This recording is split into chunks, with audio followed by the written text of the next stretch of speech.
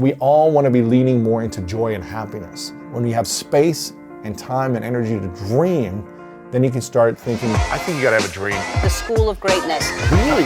Yeah. Please welcome Lewis House. Before we get into today's episode, I'm excited to announce a giveaway to celebrate the 9 years of this show and this podcast. So what we're going to be doing is we're going to be giving away some iPhones, some Macbooks, some iPads to a few of you, a few winners. And we're going to make some announcements here in the next couple weeks. So we're going to be giving away some of these products. But to enter, all you need to do is a couple of things. Subscribe to the channel on Apple Podcasts or Spotify and on YouTube. And make sure you subscribe on our YouTube channel. Click the subscribe button on YouTube right now and leave a review over on Apple Podcast. So once you subscribe and leave a review over on Apple Podcast, then you need to enter the giveaway by texting right now, 614-350-3960.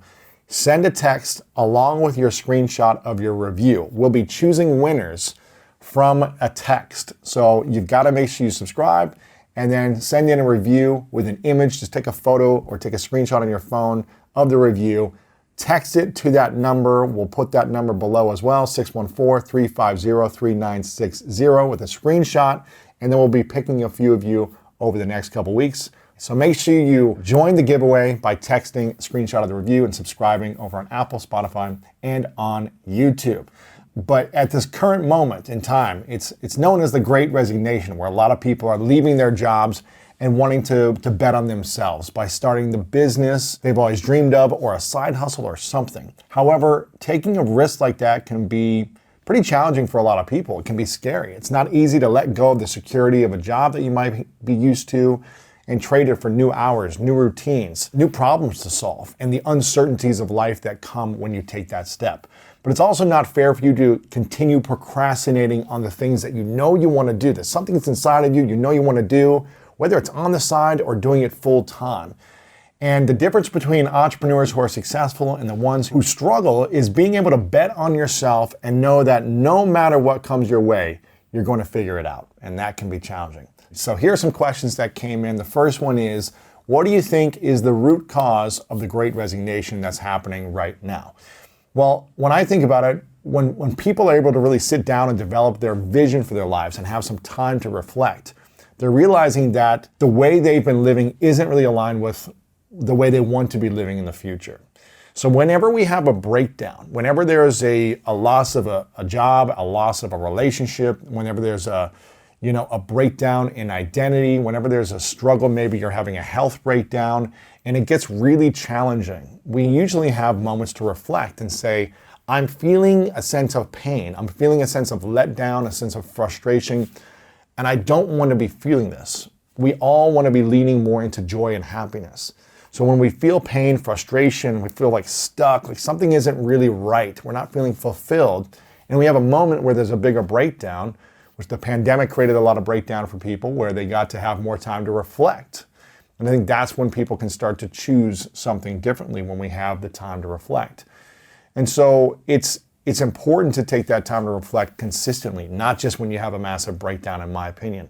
But I think because of the breakdowns that have happened in so many different areas, we've had that time. And when people get to sit down and really think about and map out on a journal or reflect and talk with their friends, like, this is not where I want to be. And they can start dreaming. When you have space and time and energy to dream, then you can start thinking, well, what do I need to do to start getting there? What's the next step? So I think that's one of the main causes of the Great Resignation. That's caused a lot of people to leave their jobs and to start something else on the side, or go all in on something, or leave their jobs and go for more of a career that is aligned with their vision, aligned with their mission of where they can use their talents and skill sets to the best of their abilities. So that's what I think the main cause is. Next question we got was, most people can't even process how to believe in going all in on their dream. How are you able to develop that belief? For me, I didn't really have another backup. I didn't have a backup of what I was going to do. My father got injured a year before I went to go play arena football. I went to go pursue my dream of playing professional football. A lot of you know that story. I got injured, and the backup plan was to go work for my dad's company once I was done pursuing my dream of playing football. He said, go live your life, do what you want to do. When you're done, you can come and work with me and I'll help you show you the ropes. When he got in his accident, his injury, he didn't have his business anymore. So I didn't have the ability to go back and learn from him or work with him or have that kind of backup plan that I guess was there beforehand. Even though I knew that's not like the career that I wanted to do, I really enjoyed spending time with my dad, so I thought it would be a cool experience to go work with him, but it wasn't probably the best use of my talents and skills. It wasn't like what I was really feeling inside that I was supposed to be doing at that time. But I probably would have done that. So when I didn't have that ability anymore, and I didn't really have his emotional guidance or mentorship anymore, or leadership on how to develop myself in a new career, how to overcome these challenges as a young adult. I was 23 at the time, going into 24. I started to look at job opportunities. At the time, this was in 2007, 2008, 2009, that time frame. I started to look at other opportunities, and I just kept thinking to myself, man, I saw the future. I saw myself working for a job that I knew I really didn't like, that was kind of like, I got a degree in sports management, so maybe I'll go work in sports marketing, but it wasn't really what I wanted to be doing. And so I just thought to myself, well, why don't I just go try and fail miserably for a few years? And if I can't figure this out, I can always go work for some company that maybe at that point I'll be more aligned with. I'll figure out like, this is what I really want to be, my mission and what I want to create. But at the time I was like, well, I've got nothing. I've got no money. I've got no relationships, or I'm not in an intimate relationship where I need to spend to go out and dating or something like that. So why don't I use this time to develop skills? Why don't I use this time to overcome my fears? And that's really when I created this fear list process, where I wrote down a list of all my biggest fears because I had so many insecurities at that time. I hadn't graduated college yet. I left early. I had a lot of free time and I was in a breakdown in my life. I got injured. I was living on my sister's couch during this time. And so I wrote a list of all the things I was afraid of and insecure about. And this list became my guide. It became my mission. All my fears became my mission. And so for the next couple of years, I just said, how do I overcome these fears that are on my fear list? And I started going one by one down the list and saying, I'm going to conquer this fear. I'm going to overcome this one. And then as I overcame that one, I went to the next one. And that was, public speaking, salsa dancing. I was learning different skills, online marketing. I was writing a book, like all these things I was afraid of. I said, I'm going to do it. It's going to be imperfect. I'm going to embarrass myself. But what was on the other side of that was magic, because after a few years of going through struggle and embarrassment and frustration and not feeling worthy and not feeling good enough and not being at the same level as everyone else in the industry that I was trying to learn from, and really feeling like I was at the bottom of everything that I was doing, it gave me a couple of things. One, it gave me a ton of humility going into these things. Two, it kept me curious. It kept me curious and with a beginner's mindset. And so that gave me the ability to say, I don't have it all figured out, which made me curious to want to learn from every human being that I met. I just became a sponge. I asked questions to people and I was fascinated by what they knew and how they learned the skills that they had. And I was willing to learn from anyone. It didn't matter who they were.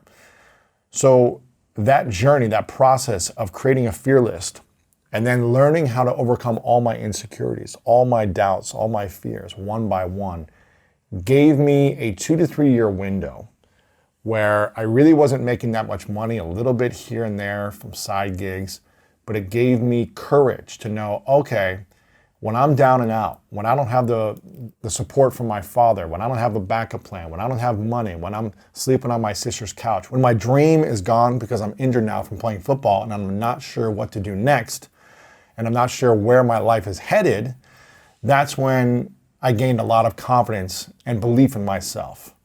So that's where this belief really came from. Knowing that I had a lot of insecurities, and yet I was still able to overcome them and come out on the other side feeling good about myself and really building a foundation for what was to come. So that was a huge key for me and a huge lesson in building confidence and belief in myself. Next question that came in was, what should people know about the financial aspect of going all in on your dream? And what were your priorities to make sure that it worked out for you?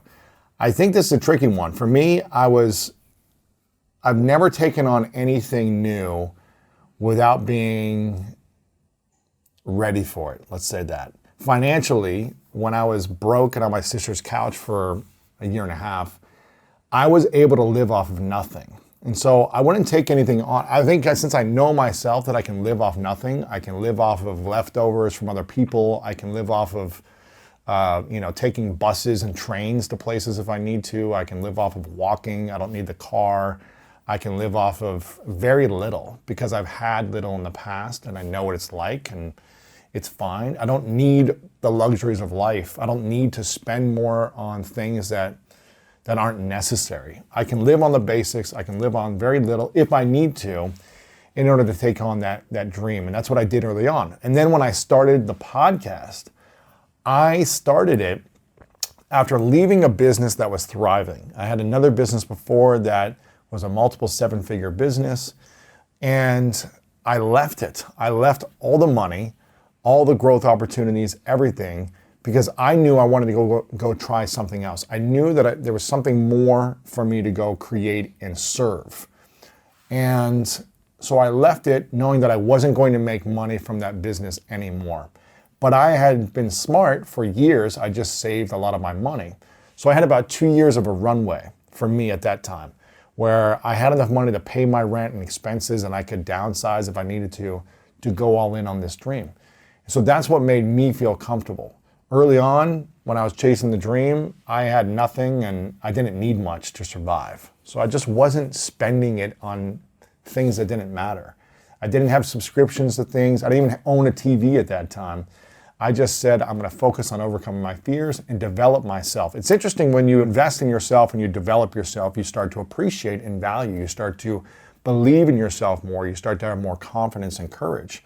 And other people recognize that value within you. So opportunities start to come to you when you develop that appreciation within yourself. But it's hard to appreciate yourself if you're not comfortable in your own skin, if you're not overcoming those fears and insecurities.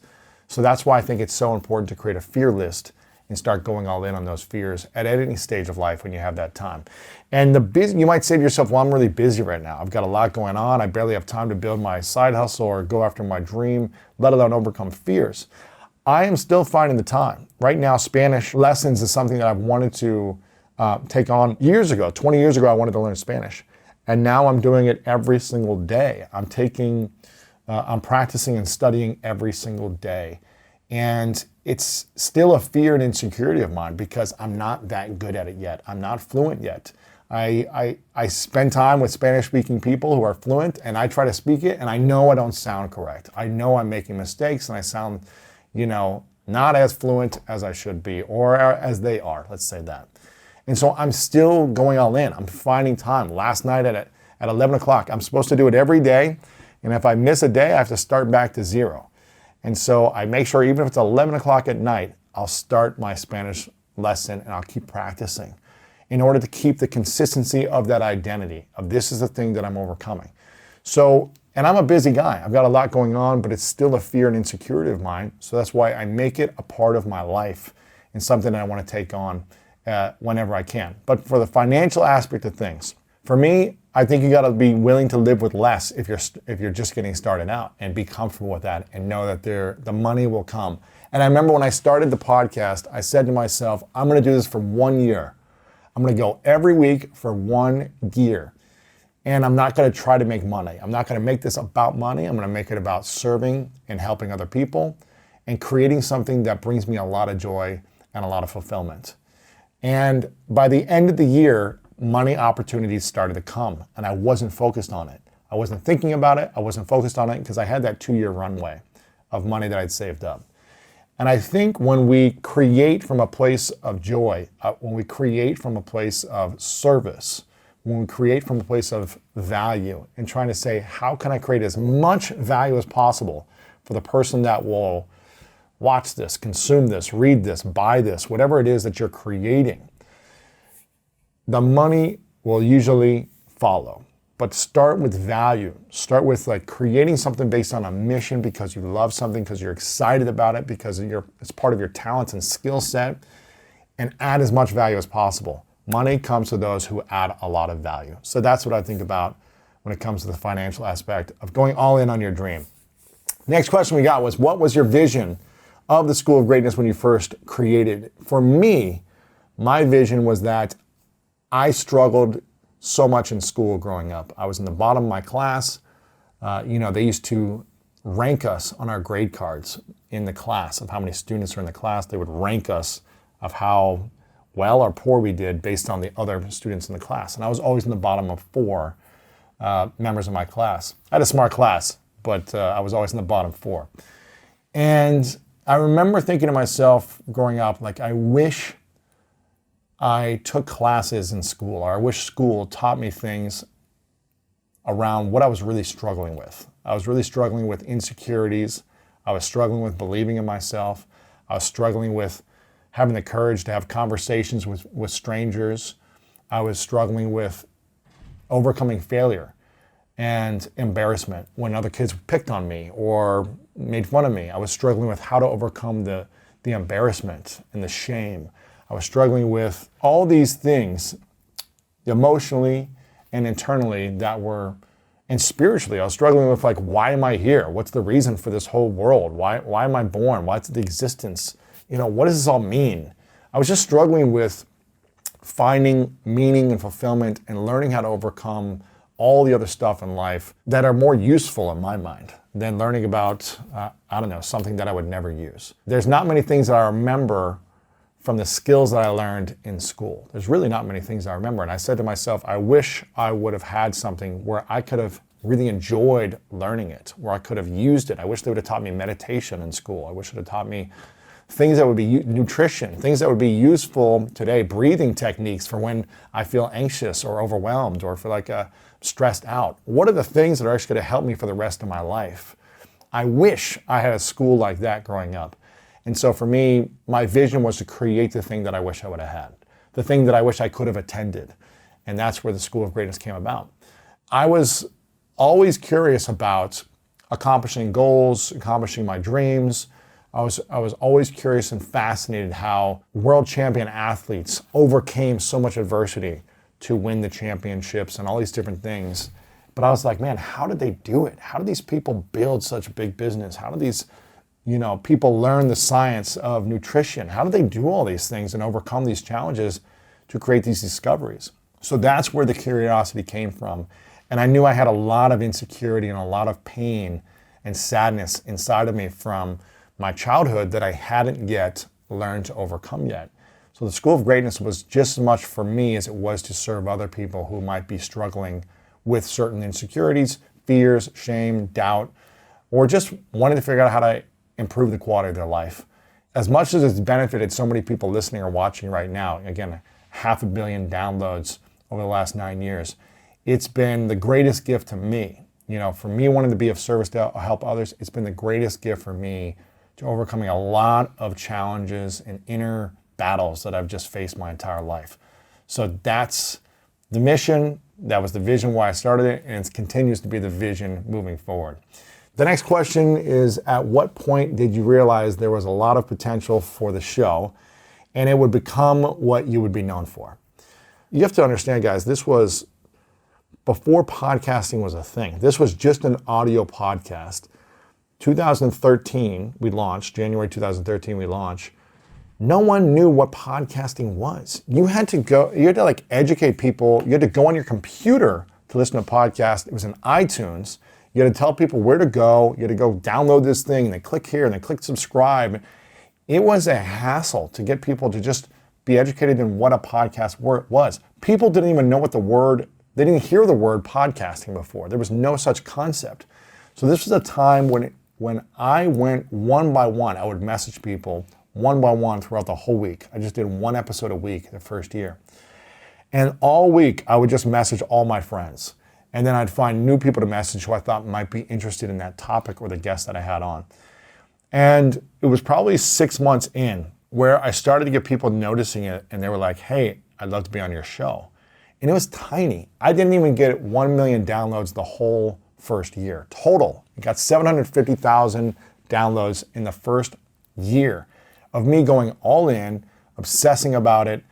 And, people can put up one video on TikTok, their first video, and get 10 million views. It took me all year to get 750,000 downloads of my life, right? This is like everything I did. It was so much harder back then to actually to create something and build it, to get attention, to get people to listen or watch or download or read. It's extremely challenging, and people didn't even know where to go to listen to a podcast.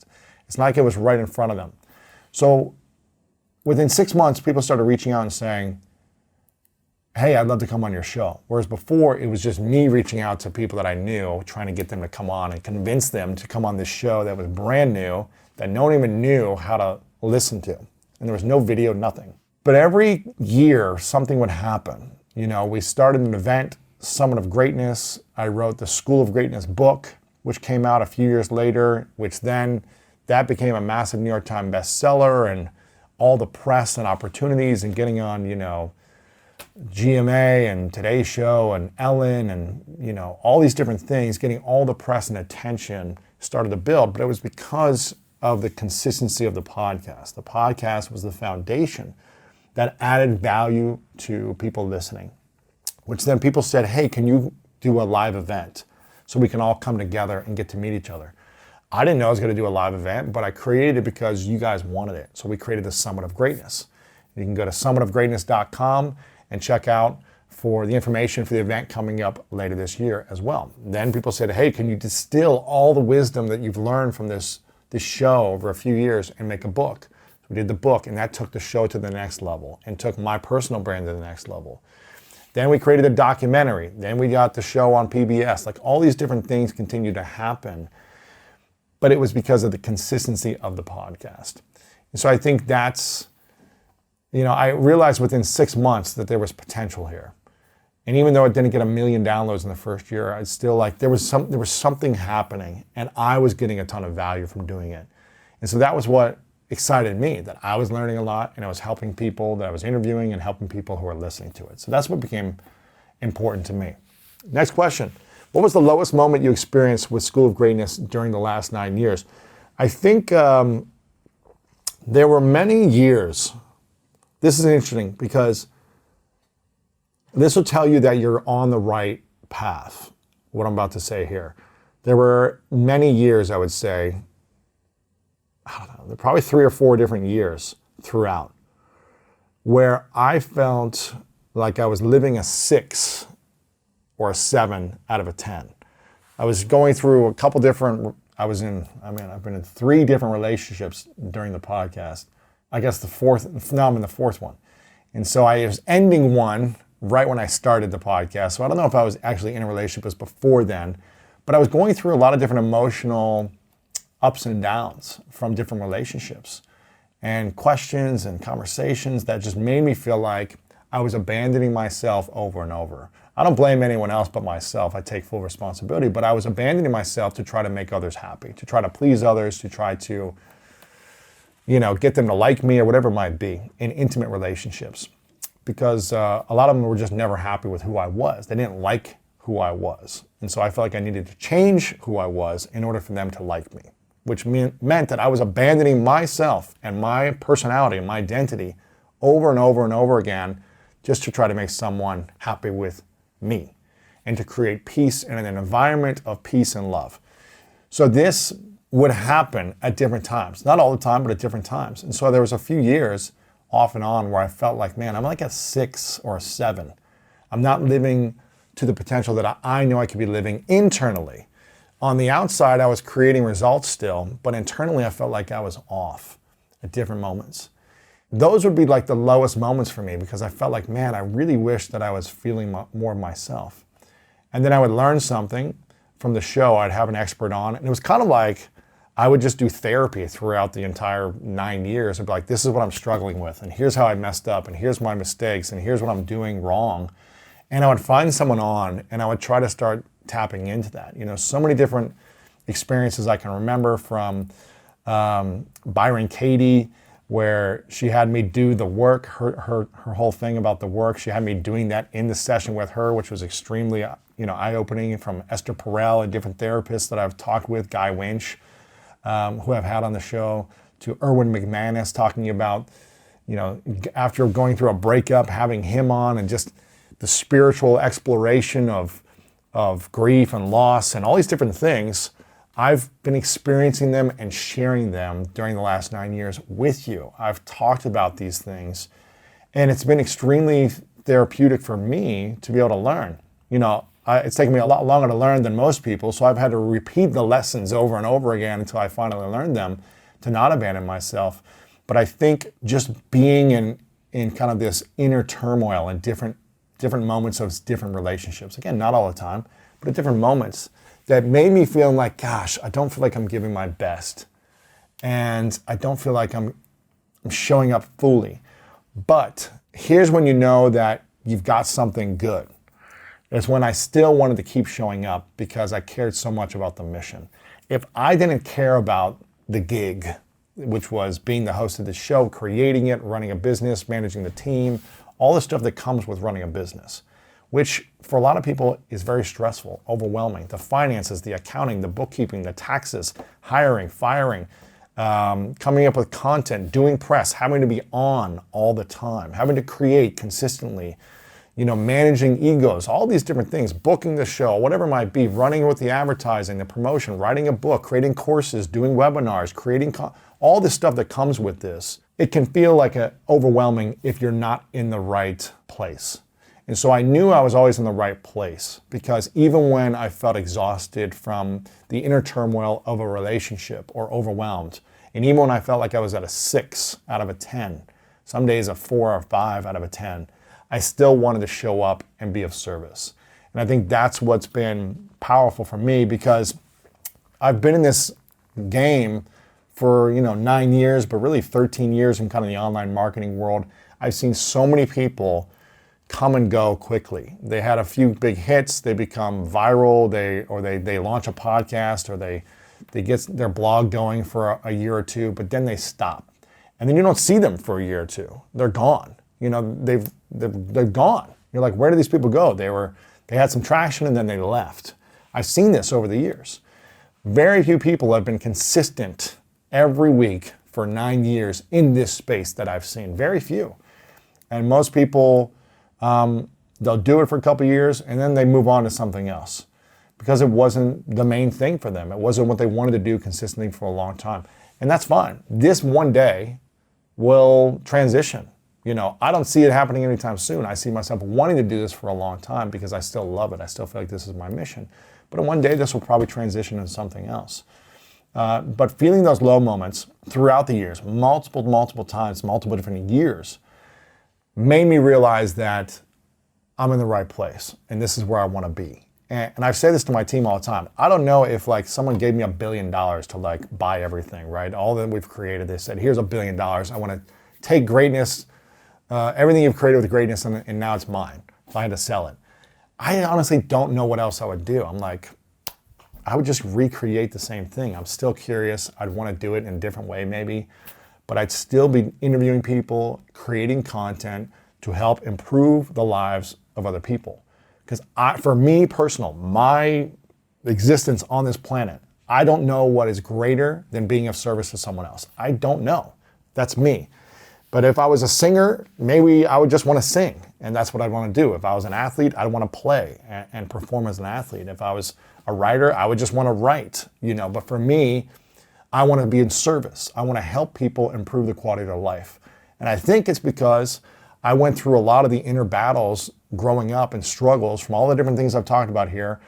And I don't want people to suffer. I don't want people to go through the same amount of suffering and inner pain that I felt like I lived with for decades. And I don't want people to feel shame and insecure. I don't want that, because it is so painful. It's not fun. And that pain was really a driver for so many things, but it left me feeling unfulfilled until I knew how to manage it, until I knew how to process and integrate it into peace and into purpose. And so those were some of the low moments for me. When a lot of people go through low moments, they'll give up or they'll stop the thing they're working on. And that means maybe the thing you're working on isn't what you're meant to do. It reminded me that this is what I'm meant to do because I still continue to do it and I still love it. Next question. What's the most surprising thing you've learned about yourself over the past 9 years?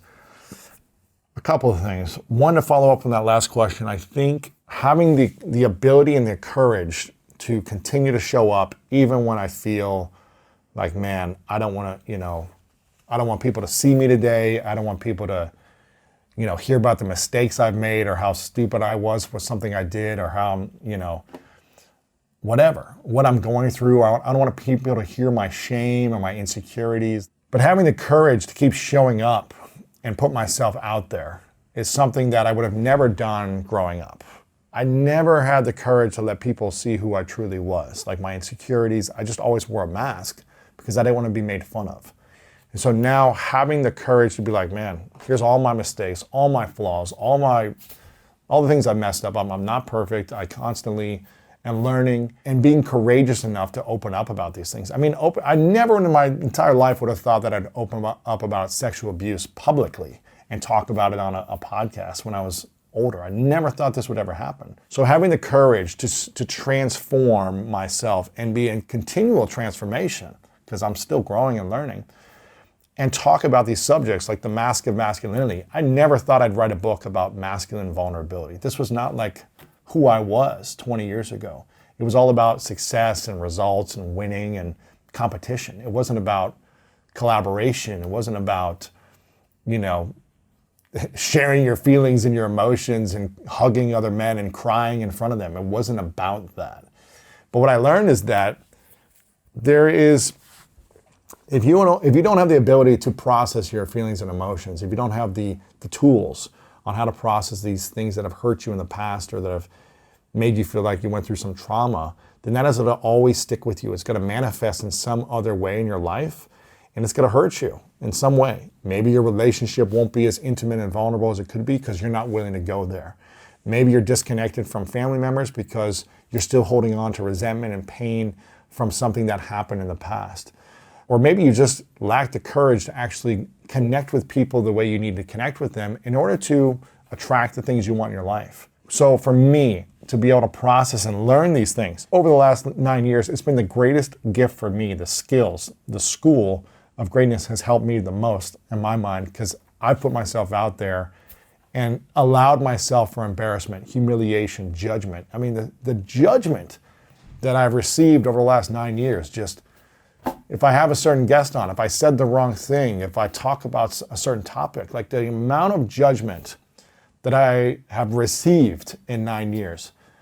If you would have told me like, hey, 20 years ago, you're going to get 500,000 comments of people saying that you suck or you're an idiot or this or that, and it's not going to affect you, I would have said there's no way, because I couldn't take one negative comment 20 years ago or one criticism.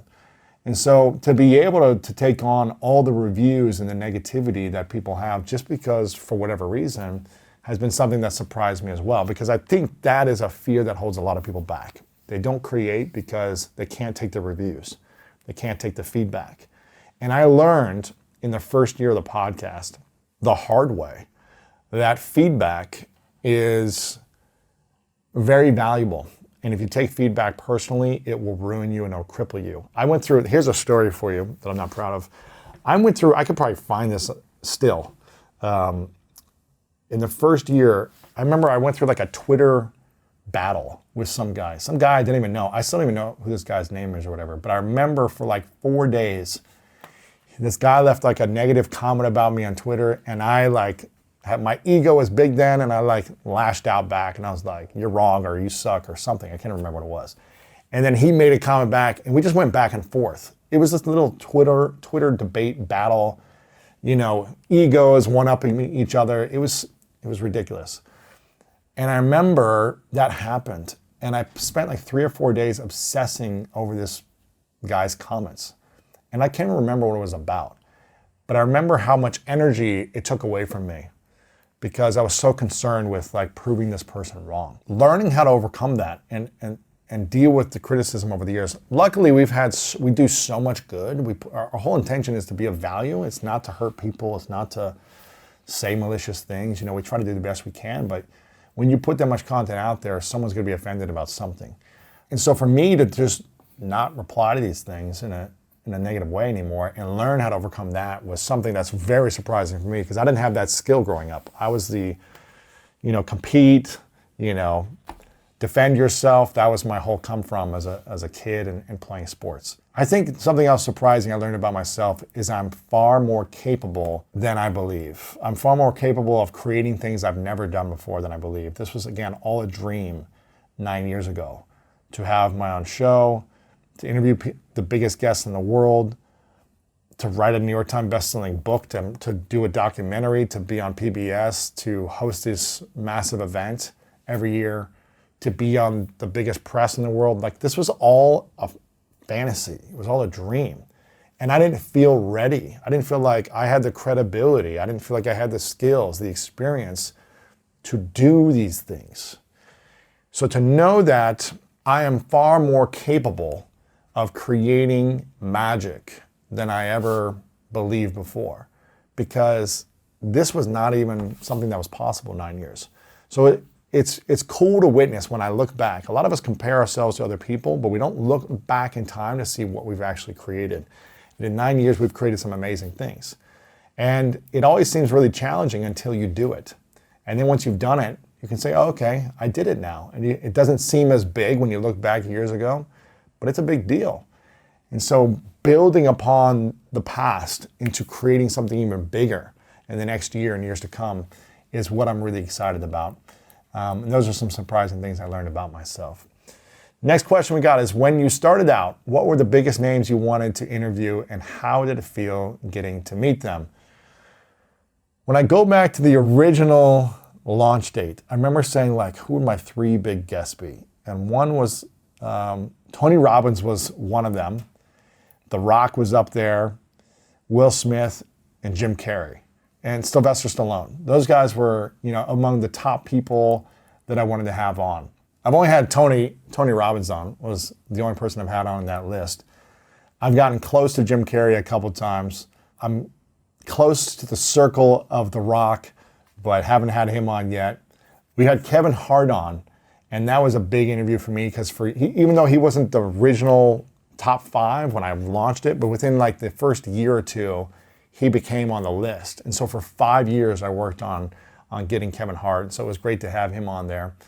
But we've had so many big names that it's just been cool, because it just becomes easier and easier to book when you get the credibility of other people who've already come on the show. So, and here's the thing. These were names that I wanted 9 years ago. And a lot of these people I still haven't got on. So I still haven't accomplished my goals of like dream guests that I wanted 9 years ago. I thought it would have happened by now, but it hasn't. And that's okay, because the people we do have on, the impact we're making, for me, is just rewarding and fulfilling. I think we've had Tony on now 4 or 5 times. And so it's been fun to have him back over and over. And I always learn something new. And when I have The Rock or Jim Carrey or Sylvester Stallone on in the future, it's going to be just as inspiring as well. But I'm excited to see what we create this year. And if you know any of these names that I just talked about, and you have a connection to them, then reach out to me personally and let's get them on, because I think we can create some magic together. So that's some of the big names that I wanted early on. That's how I felt. I've had so many great people, Matthew McConaughey. Brene Brown was someone I wanted to have on as well early on. And when I got to interview her, it was a very special time. I went to her place in Texas and I interviewed her there. And that was just a beautiful experience for me. So many moments that I have with these guests that have inspired me, and it's just been a beautiful time. Next question, how was focusing on service with the show versus just focusing on building a business like your previous endeavors, how did that change the way you think about business and success? Yeah, when I started the show, I said, I'm going to do this for a year and I'm not going to try to make money. And again, I had the privilege at that time, because for the previous 4 years, I built a company where I pretty much saved every penny, because before that, I was broke on my sister's couch. So I saved enough money where I felt like I could live for 2 years without making any money. So that gave me a privilege and a little bit of a runway. But we've always made decisions on, will this serve the mission? Is this going to help people? Is this going to serve people? I have probably lost out let's say, lost out on making millions and millions of dollars in the last 9 years from opportunities that came in that we said no to. I want to make money and build the business financially in a big way. This is not like I don't want to make money. I want the business to thrive, and you don't have a business unless you bring in money. It's just a hobby at that point if you don't have money coming in. And you can only serve people to the limit. You can only have as many people on your team and expand on content and what you're creating. If you have a small team, you're unable to serve more people. So we need resources. We need money to come in a massive way so we can bring on more people and then make a bigger impact. So for the first 4 years, I would say that I said no to a lot of money-making things. One, because I had a couple years of runway, so I was like, no, I just want to serve. The first year, we didn't even run ads. People were trying to run ads on the podcast, and I was like, no, I just want to serve. I just want to give it all away for free. I don't want to take any money. I just want to give it all away for free. Then I realized, like, this is actually not setting a good example. It's funny because I feel like the show actually became more credible when it had ads. I remember I was like listening to Oprah's podcast when she launched hers, and she launched with a bunch of, it had a bunch of ads in there. But I was like, it makes it sound more credible. And she's bringing in resources to hire the producers, the editors, the showrunner, all these different people to come in to run the show. And so it made it more credible in my mind when I actually started bringing in ads. It also teaches other people, like, you can't just do something on the side for fun and always give it away for free. If you're adding value, you should charge for it as well. And so we learned how to charge in different ways. The podcast is free. The YouTube channel is free. You don't have to pay for anything to get this valuable information, to get access to these minds, come on and share the way they share. But businesses pay to run advertising on the audio and in the video. So we're able to generate revenue that way, but it's free to the consumer. So it's been cool that way. And then if people want more, we've got our membership, we've got our coaching, we've got our events, we've got our books that people can pay for if they want that. So we try to create different models for people that if you've got no money and you're just starting out, or you're trying to learn on the side, we've got free stuff. If you want more packaged information to really support you step by step, accountability, coaching, those things, then we've got programs for you as well. But focusing on service first was important for me early on, and still is today. Next question, what's been the most exciting part of building the School of Greatness? The community, the first thing I think about. Summit of Greatness is a beautiful experience. It's this 3-day experience we do in Columbus, Ohio. And it's really the time of year where thousands of people come and you get to see the value you've created from the show. I don't get to see a lot of people who are listening or watching the show or consuming the content. Unless someone comes up to me on the street or when I'm out somewhere, someone will come up to me and they'll tell me. But day to day, I don't get to see that and experience it. When we do a live event and people come together, you get to really feel how what we have created together as a team is making a massive impact on people that are consuming this information. And that is really cool. So that's been the most exciting part, when I get to see people and hug people and high-five people and hear people's stories about, I discovered the podcast from my friend who sent me this one episode, which got me to take action in this part of my life, and it set me up and for a massive growth in this area of my life, and thank you. So hearing that is just like the most exciting and rewarding part of this, because that's why I do it, to try to help people. Doing all the other cool things that were dreams of mine, 10 years ago, writing a New York Times bestseller, having a TV show on PBS, making a documentary, all these other things are really cool and exciting. Dancing with Ellen on The Ellen Show, and being on the Today Show, and being in Times Square on a billboard. Like, all these other things are really cool and fun. But at the end of the day, it's about the community and people that we get to impact as a team, which really excites me. Next question, have your thoughts on self-care changed at all during the last 9 years? And if so, how? Yes, I've talked about this on the show, but the last year I spent every 2 weeks doing therapy. And for the first 6 months, it was almost every week in a therapy session, as I was transitioning out of one relationship and really trying to figure out, like, why do I keep creating the same pattern of abandonment? Why do I keep abandoning myself? Again, no one else is doing anything. there's no blame anywhere else. It's 100% accountability. Why do I keep choosing certain actions for myself that abandon me? So doing a year of therapy, a year of coaching, where a couple times a month I got to have emotional processing, which led to emotional integration, which then leads to emotional accountability, gave me the permission to release all pain throughout my emotional body and not hold on to painful thoughts or feelings in my head or painful emotions in my heart, in my throat, in my stomach, in my chest, my back, and allow me to release those things. For years, I would hold on to emotional or mental frustrations. Not 100% of the time, but it would happen when I was triggered or when I would abandon myself. So taking on accountability and therapy for a year has been extremely powerful, but also making my health a priority, saying this needs to happen. My physical health, I got to work out consistently, which will help me process these things. The emotional accountability, I think, is one of the things that most people need. It's what I needed the most, and it's what I'm going to continue to want, to have emotional accountability, because of the incredible benefits that I have. Again, mentally and physically and emotionally, it's been incredible. And I think, if we don't get a tune-up on our car, if you don't get an oil change, or if you don't fill it up with gas, it can't go anywhere.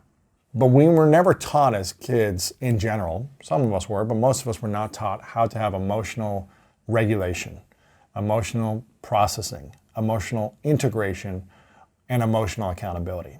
And so we allow things to weigh on top of us, emotionally, mentally, which manifests physically, which creates resentment, anger, depression, anxiety, panic attacks, all these things that we're seeing in the world right now with the mental health struggles.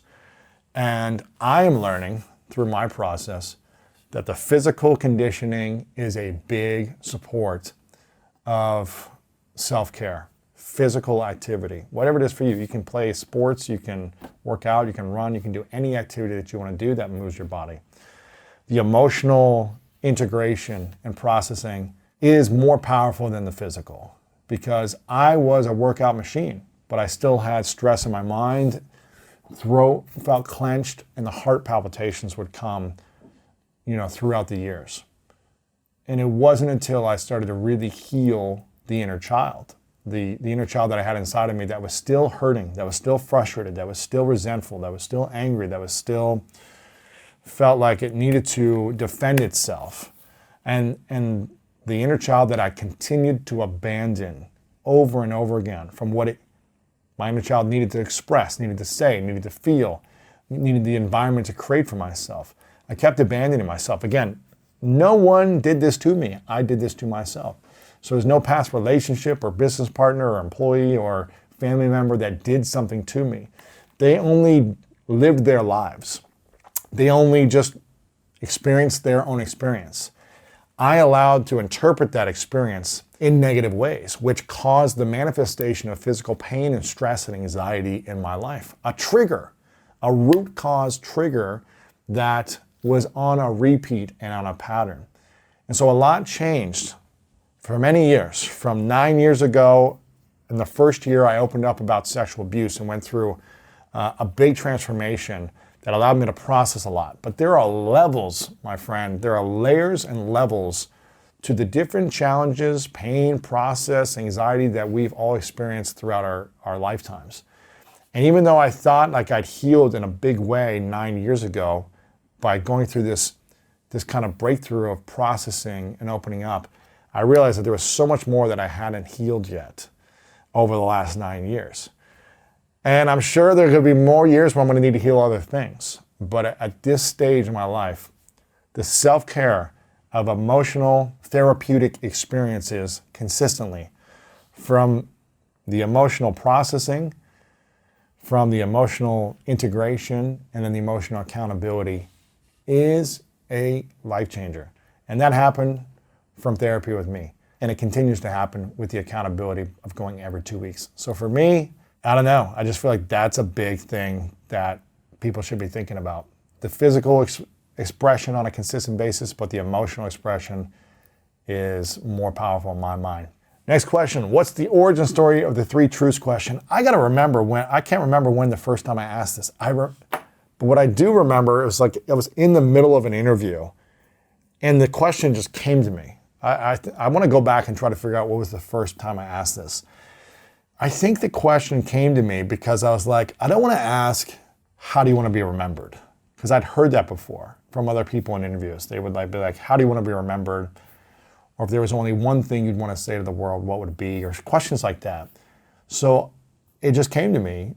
I was like, okay, if it was your last day and you had to get rid of everything you've created, but you have 3 lessons that you felt were most powerful to you, 3 things that you knew to be true that you would share with the world, and this is all we had to remember you by, what would you say those are? And I think the response I got from that was like, oh wow, I've never been asked that question before. And the response was really insightful because a lot of people strip it down to the basics, be grateful, love is the most important thing, and pursue your dreams or whatever it is. Like they get back to the basics. They share all this wisdom on the interview and the episode for an hour or 2 hours. And then I'm like, okay, if you could only share 3 things, what would they be? And it goes back to like the core message of their heart, what they're feeling in that moment. So that's where that question started. Next question, when did you feel like it was the right time to begin investing in building out your team and expanding your business? This was a fear of mine. I did not know how to run a company, 12 years ago. And I had a small team in my other company of mostly freelancers. I never had employees. It just kind of all scared me, to be honest. I just wasn't sure how to build a business. Like, again, they didn't teach me this stuff in school. I didn't know how to manage a team. I didn't know how to hire an employee. I didn't know how to deal with HR. I didn't know how to deal with taxes. Like, I wish they would have created this process and training in school growing up because that's important.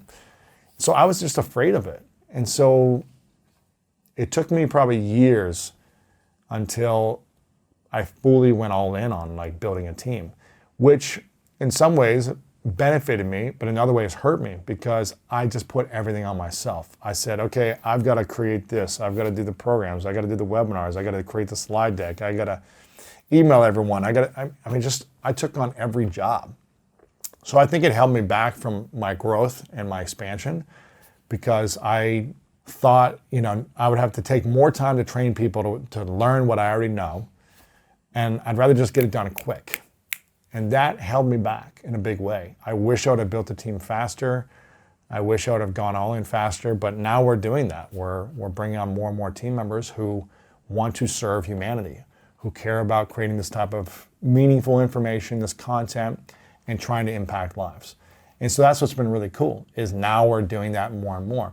And it just takes that initial time of like hiring your first person, hiring a few people, letting go of people leaving, all these different things. It's just learning how the ins and outs of a business works and learning not to take things personally, which is hard. It took things so personally early on because I was like, this is my baby, this is my business, my dream. And you just got to learn to not take offense to things. But that was really hard for me to do early on because it was my life. And if I felt like someone was taking advantage of me, they were taking advantage of my life and my business and my livelihood. So I had to learn, again, how to process and heal a lot of these things to get to this point. Next question, what's your big vision now that you're 9 years into the School of Greatness? The big vision is consistent. It's been constant. It's to serve 100 million lives weekly to help people improve the quality of their life. That's what we're here to do with the School of Greatness, with Greatness Media. We are launching more programs this year and in the coming years to facilitate that process. We're launching greatness.com sometime later this year, which will be a whole new experience of reaching people in a different way. We're building out new YouTube shows and new programming and new video content. We're going to be bringing on more content for the audio side of things with different shows in audio format in the future as well. We're working on new books, programs, events, all these things to impact people in a way that they want to consume information. We are in the business of service. And if people say, we want to learn in this style, then we're in the business of trying to figure out how to deliver that style to help people in the best possible way. If that's through group coaching, cool. We've got greatness coaching that you can be a part of, where you have accountability every single month, where you have a coach and a small group of people that will support you. If that's through a membership portal, where you have all of our top trainings for years on how to build your business, generate leads, traffic, and sales, and build your personal brand, we've got that. If that's through the podcast, through books, through events, all these things we're trying to develop to support people, but the mission has been the same: serve 100 million lives weekly. And we're getting closer and closer every day to achieving that. So I just want to say a big thank you. If this is your first episode here, if you've been here a bunch of times, I appreciate your support in being a part of this community. It's an incredible community of conscious achievers who are looking to learn, to develop, to improve, to make a bigger impact in their lives, and to be more valuable to their friends, their family members, and their community around them, and make a mark in this world and what they know they want to do, and start taking it on in a bigger way. So I just want to really thank you and acknowledge you for being a part of this community. Again, whether this is your first episode here or you've been here for 9 years, I acknowledge you for your commitment to growth, to helping others, and to being of service to yourself, to improving the quality of your life. That's why I'm here. I want to keep doing that myself. That's why I keep doing this 9 years in. And we're not stopping anytime soon. In fact, I feel like we're just getting started. I feel like this is now the beginning. Like, we've got enough foundation where we can really start to take off now, and it's going to be a massive explosion here in the coming years. So I feel like we're just getting started, and now we've dug very deep so we can go very high and broad now, and that's been the key. If you haven't subscribed yet to us on YouTube, make sure you subscribe right now on YouTube. Click the subscribe button, leave a comment below. Subscribe on Apple Podcast right now, or Spotify if you use Android, and leave a review over on Apple. Take a screenshot of that review and then text. In the text right below, we've got in the description of this on audio or on YouTube where you can text a screenshot, and you'll be entered into the giveaway for some cool prizes that we'll be sending out here in the next couple of weeks. So make sure you guys do that right now. Big thank you again for being a part of this journey. 9 years of the School of Greatness, and we're just getting started. I'll see you guys next episode. I want you to stick around for some more powerful content that reminded me of this interview, and I know you're gonna love it. This is top lessons and highlights of 2020. I'm with Matt Cesarato, the guy who runs School of Greatness, and we were just spending the last day reflecting on the biggest things that happened this year and the biggest lessons. We were doing this with our team call as well, talking about everyone sharing their biggest lessons of the year. So I wanted to start with the highlights, because this year has been a little crazy for a lot of people, but we reflected back to January 5th of this year, and we went on a trip to Poland. This is one of the top highlights of the year. We went to Poland. I took 13 of us, a collection of great guys, went to Poland, trained with Wim Hof, and it was a crazy 5 days, unbelievable experience. It felt like it was 3-4 years ago. It feels like, yeah, feels 3, like 4, 5 again. years ago. Feels like it was if so you told me long it was ago. 5 years ago, I'd be like, absolutely, it was 5 years ago. But it was the most incredible experience. I mean, it was probably the most challenging experience I've ever had in my entire life, physically.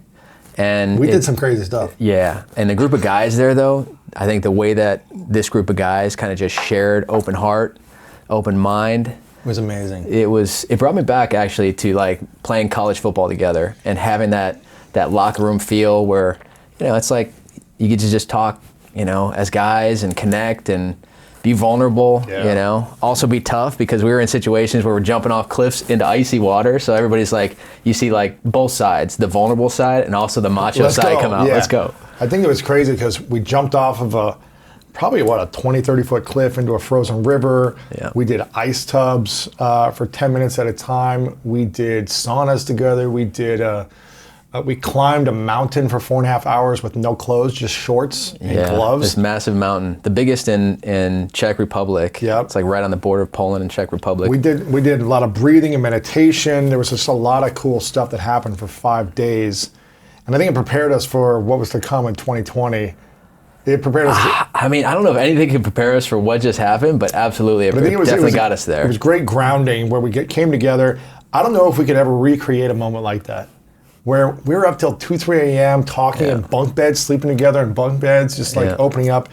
It was amazing. Playing music, guitar, singing, music. Wim Hof's on the what do you call it? The hand drum. Anon was on his hand drum. Dude, amazing. It was crazy, and I think, and there was no Wi-Fi or cell service, so we were really connecting, which was pretty cool. We had to like climb the mountain in the backyard just to get a few bars. Right. So that was the first thing. That was a big highlight for us. Really, the last trip that a lot of people went on in that group for the year. I think people had plans for the whole year, but that was the last one before the pandemic. For sure.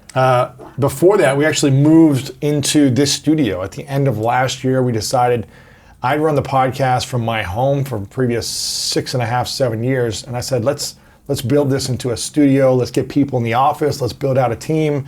So we moved into here, and we did the first episode, I think, February in this studio because we were building out the room. But we moved in here with the idea of building a team in a studio. And that was a great step and a big highlight. Another one, which has also just been like allowing us to have some sanity for the last 9 months, because we've been able to come here and be COVID safe and have some type of routine where most people have been staying in and working from home, which has been huge for us. You got a daughter at home. It'd be hard. 3-year-old daughter at home. Honestly, this has been a saving grace for me. And I think for us, for the business, because it's allowed us a place where we can dive in and fully be focused to take massive action. Without this space, this place, I mean, because our entire team, they're back work from home. You know, it's really just been you and I here, quarantining, being safe, and all that sort of stuff. But it was, I think it was the right move. And it's still to this day, because I asked you, I think, a month or two ago, I was like, should we continue on like this? Like, what's the plan for the future? And it's like, I think this place is rooted in us needing to have a studio, office, greatness, HQ, you know? I just don't think we would have been able to do the interviews without a quality space that was quiet, nice background, lighting, everything in my place. It's just not the same if it's on your computer at home versus a nice studio. We've also had about half our guests in here still, all while being tested and everything. We also, running live webinars. We did more webinars this year, having a place to do that. So I feel like it's been a game changer for us. I've got a question for you. I mean, what's it been like for you to detach? Because you've worked from home and had the studio and this entire podcast since 2013 out of your home, and this is the first year. What was like the number one takeaway or win for you in getting out? I mean, did you like it? Did you miss working from home and having that easy? I loved it because, I'm also like 2 blocks away, so it's a quick walk to get here. But I love it because my girlfriend moved in with me this year, and I wanted her to have the freedom and the space and not have people coming in. We got a dog, all that stuff. So for me, it felt like a place where I could go, get work done, then go home and relax. Whereas at the other place, it was like I was always on. Yeah. And I'm still always working, but it's like at least it's somewhere I can transition for 5 minutes and go somewhere else. Yeah. So I thought it was a great experience, and I'm excited to build from here. The third thing that happened that was big was we were working on a documentary for the last couple of years. We launched it at the Grove, which is one of the most iconic movie theaters here in Los Angeles. We sold out at the Grove and had this amazing premiere. It was unbelievable. It was amazing. February, it was incredible. Right before the pandemic. It was like kickstarting our year. It was everything, After man. Poland, we were just like back to back. We had a lot of exciting things happening this year. Boom. That was like the thing that just happened right before COVID and the pandemic hit. And I have to say, for that moment in time, I mean, I know you and I love going to the movie theater. It was like the last time we were at a movie theater, like, because all the movie theaters shut down after that. Like, goodbye. Down. I know. I was just at the Grove last night, seeing Santa Claus on the trolley and everybody social distancing and everything. And I looked at the movie theater. It was just so sad to see. That's sad, exactly where we had the doc launch. We were like one of the last movies to be there. Yeah, we had some incredible people show up. Unbelievable guests. The vulnerability in the room, because you did a Q&A afterwards. Yeah. And some of the questions, what opened up in that documentary, it still needs to hit the main world. Like, we haven't really had a chance to really get it out there in its entirety, but it'll happen. We were trying to figure out how to get it onto Netflix after that, or Amazon or somewhere, but then pandemic hit and people were just scrambling, and so it was hard to move the conversation forward. We thought about launching it on our own YouTube channel. We've still been hesitant because there's some conversations in the works with other platforms.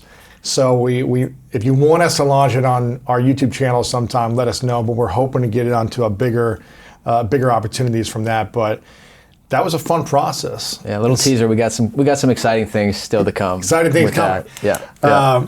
Next highlight, we hit our 1,000th episode. After 7 years of launching in 2013, we hit 1,000 episodes. And that was a big number. Massive. 1,000, consistently showing up. We're about to hit our 8-year anniversary here in a month. Yeah. You can't really think of a lot of milestones, but that was a big one. It was big. a moment to like sit and reflect and see all the incredible people that have sat across the table from you. It's crazy. And I mean, a lot of the guests, I mean, I love every single one of the people that are on our show.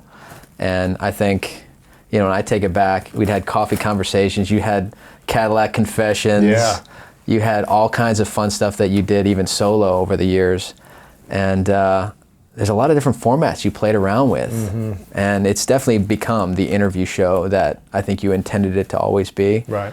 It's also got a little variety, a little spice, a little coffee conversations. And this year we're looking to do some other formats as well. So teaser into the next year. But we crossed over 305 million downloads and viewers on both YouTube and audio of the long form content. That's not including all the social media views, little snippets and short things like that, but over 305 million views and downloads. That's humbling. I mean, I'm sorry, coming from Ohio, playing college football together, would you have ever thought Never. that we would hit 1,000 episodes, or I mean, even the bigger number, the 305 million, as of the numbers we pulled today before this episode, Yeah, it's 305 crazy, million unique listeners or viewers of the show. It's pretty crazy. I think it's incredible. It's crazy to think about.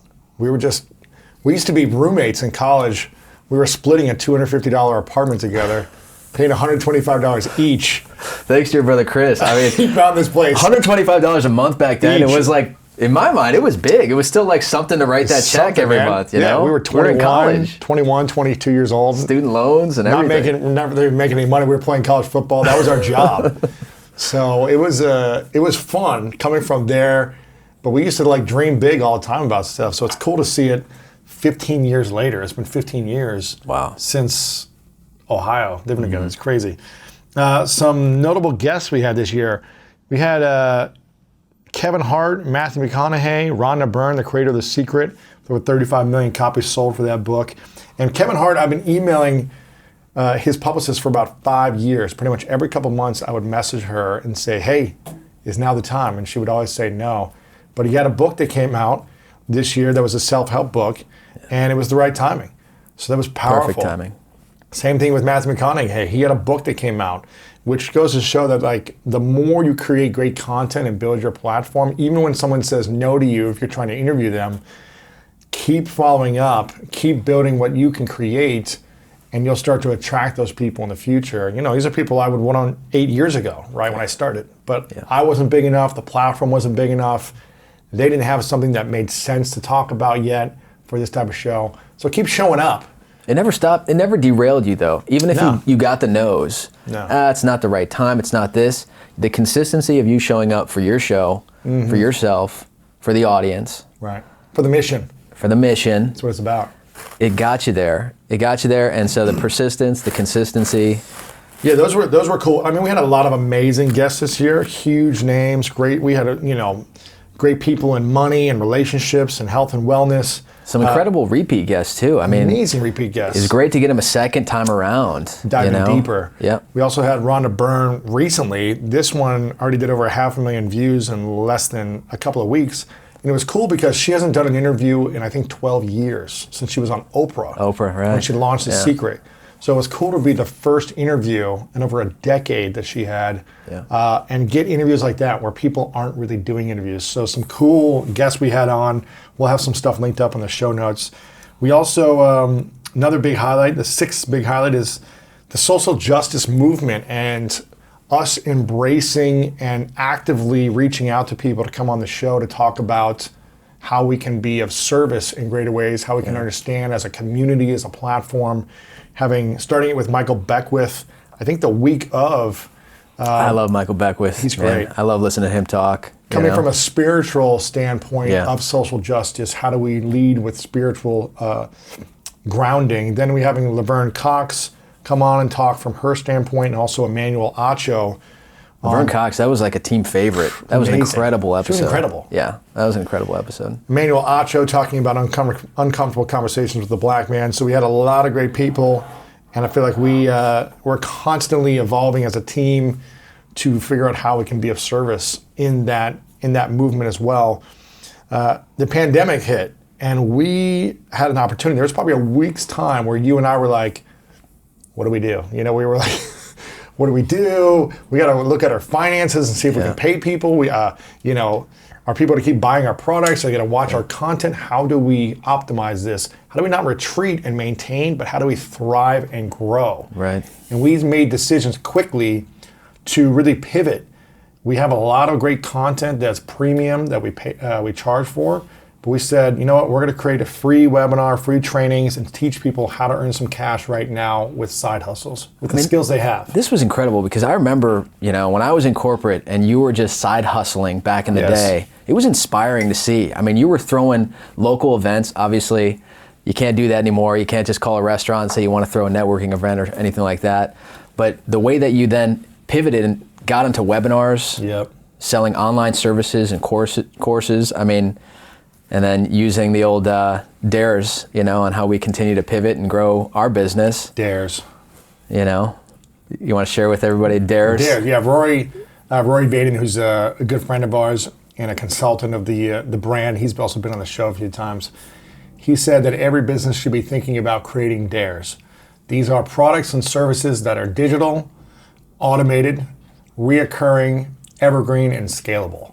And this is something we started to do. We did a private one day with him a couple of times, but we did this a couple of years ago. Mm-hmm. We said, how can we shift our business model into more dares? Digital, automated, reoccurring, evergreen, and scalable. And there are some things we were doing really well and other things we weren't. And we started to shift everything this year to be a dare. Yeah. And it was just like, man, the timing was good because we had been doing this for 10 years as a business and a brand, teaching people how to work from home. So when the world needed to learn how to work from home, we became a resource. I think we had 25,000 people register for this webinar. Right. And it was just a great next couple of months of people joined our Inner Circle program, and we really helped them and educated them on what they could do, a game plan, step by step, 30 days at a time, what you can do to earn a little cash. What was it, like 30 million people are unemployed, businesses were going under. Yeah. So we were really providing great resources and training for people going through that time. And we decided, you know what, people need more accountability and coaching. And then we developed and created a science-based program on getting results around your goals called Greatness Coaching. Yeah. We just launched it. We've got members joining right now. Hundreds of people have applied. Go to lewishowes.com/coaching to apply. And we pivoted. The whole point is we pivoted. We figured out what can we do to serve people, whether this lasts for a month or years. Mm-hmm. And we made some great decisions, pivoted, and we, not everything was perfect, but it worked. We launched stuff when it wasn't ready, but it worked. The interesting thing, what you're saying right here, things take me back to the guy that I knew you always to be. Like, you were a fighter back in the day. Yeah. You weren't just gonna, lay down. And I remember on the football field, we got into a couple scuffles a couple times. We actually had one of our former coaches reach out during COVID for you to go and inspire his team. Yeah. The Bulldogs, the Drake Bulldogs. Drake Bulldogs. Yeah. And it was cool because he brought up that moment where, we got to fight with the coach. We literally got into a fight with him. Yeah. I mean, we were very respectful and apologized afterwards. We realized our emotions, heat of battle got to us. Mm-hmm. But it also took me back to, you can either be in fight or flight mode. It's like, don't stop fighting. Yeah. Stay in the fight. Stay in the game. Don't remove yourself from the game. Yeah, I saw this somewhere recently. Someone said, if you maintain, you're dying. You can't be maintaining or trying to minimize. You need to be thinking, how can I grow during this time? If you maintain. Scarcity or abundance mindset. Exactly. So you've got to be thinking, how can I optimize and grow during this time?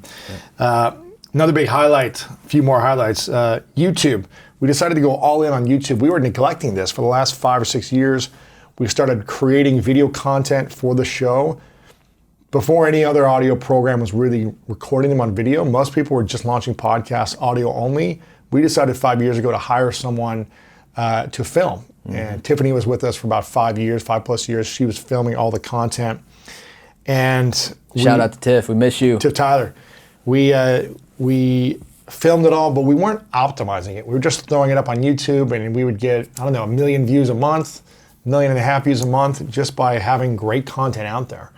This year we said, you know what, let's optimize this. Let's really go all in on YouTube.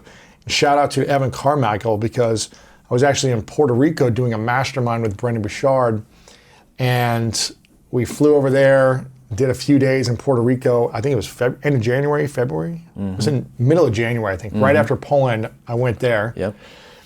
And Evan Carmichael, who's this YouTube expert, he is telling me, like, Lewis, you got to go more all in on YouTube. He's been telling me this for probably 3 years. Right. He's been like constantly telling me this. I mean, I failed you in that too, because I remember we had this conversation like 2-3 years ago. Easily. Where we could just tweak and focus on a little bit of growth hacking on YouTube. And we just, we weren't at that stage. We weren't at that stage. And but this year pushed us into places we needed to be. Well, I think seeing him, and also my girlfriend, Jeanette, she was telling me, she's like, why aren't you monetizing YouTube? Because we didn't have ads turned on for 5 years. Right. So we never made any money with YouTube. She's like, why aren't you monetizing this? Like, look at what I did on my YouTube channel. So I watched her on her YouTube channel. I was like, huh. And then Evan was showing me his stats, and I was like, man, we should just try this more. Let's just like see what it feels like for a few months. And we went all in on YouTube, and we've overall this year alone doubled the views from the last lifetime of being on the channel. What did we tripled the views from last year? Is that right? Yeah. And we 2019, we tripled the subscriptions, and the views views from last year. From 2019 to 2020. Which is and we're not even out of 2020 yet. We're not even done yet. So it was a huge, and it was really not until the last 4 months when we started to see the results pay off. So obviously we have, I don't know, 800 or 900 videos on YouTube of just great content. Now we're optimizing it. It's kind of like you go back if you have 1,000 articles on your website, but you never wrote them in the correct way. It's going back and kind of optimizing them for the algorithm and the search engine to do its job. Growth hacking is real. It's real. And so it's been amazing because so many people will message me now, or even at the mall recently we were at, people will come up to us and I'll be like, hey, where'd you find out about the School of Greatness? So many people are saying YouTube. I'm getting messages all the time, YouTube, they're finding us. So we're gonna be doubling down on YouTube next year, which is another big highlight of ours. The last two notable things, or I would say highlights or notable things, I don't know if this is a highlight, but this is more of a notable moment where the great Kobe Bryant passed away, which was kind of a shock to me and shock to so many people in the world who were inspired by him. Such a sad moment. And for me, it was, again, emotional and sad. I just remember being on a TV watching this and thinking to myself, this has got to be like a bad dream. I didn't think it was real. And I was with Jeanette, my girlfriend, and it took me a couple days to process. I think because my experience with him, even though I only spent about an hour with him, it was just really powerful to see how he showed up, how he was, we were at his office about 6:30 a.m. and he was there for an hour to an hour and a half before then, preparing for the day by himself, alone.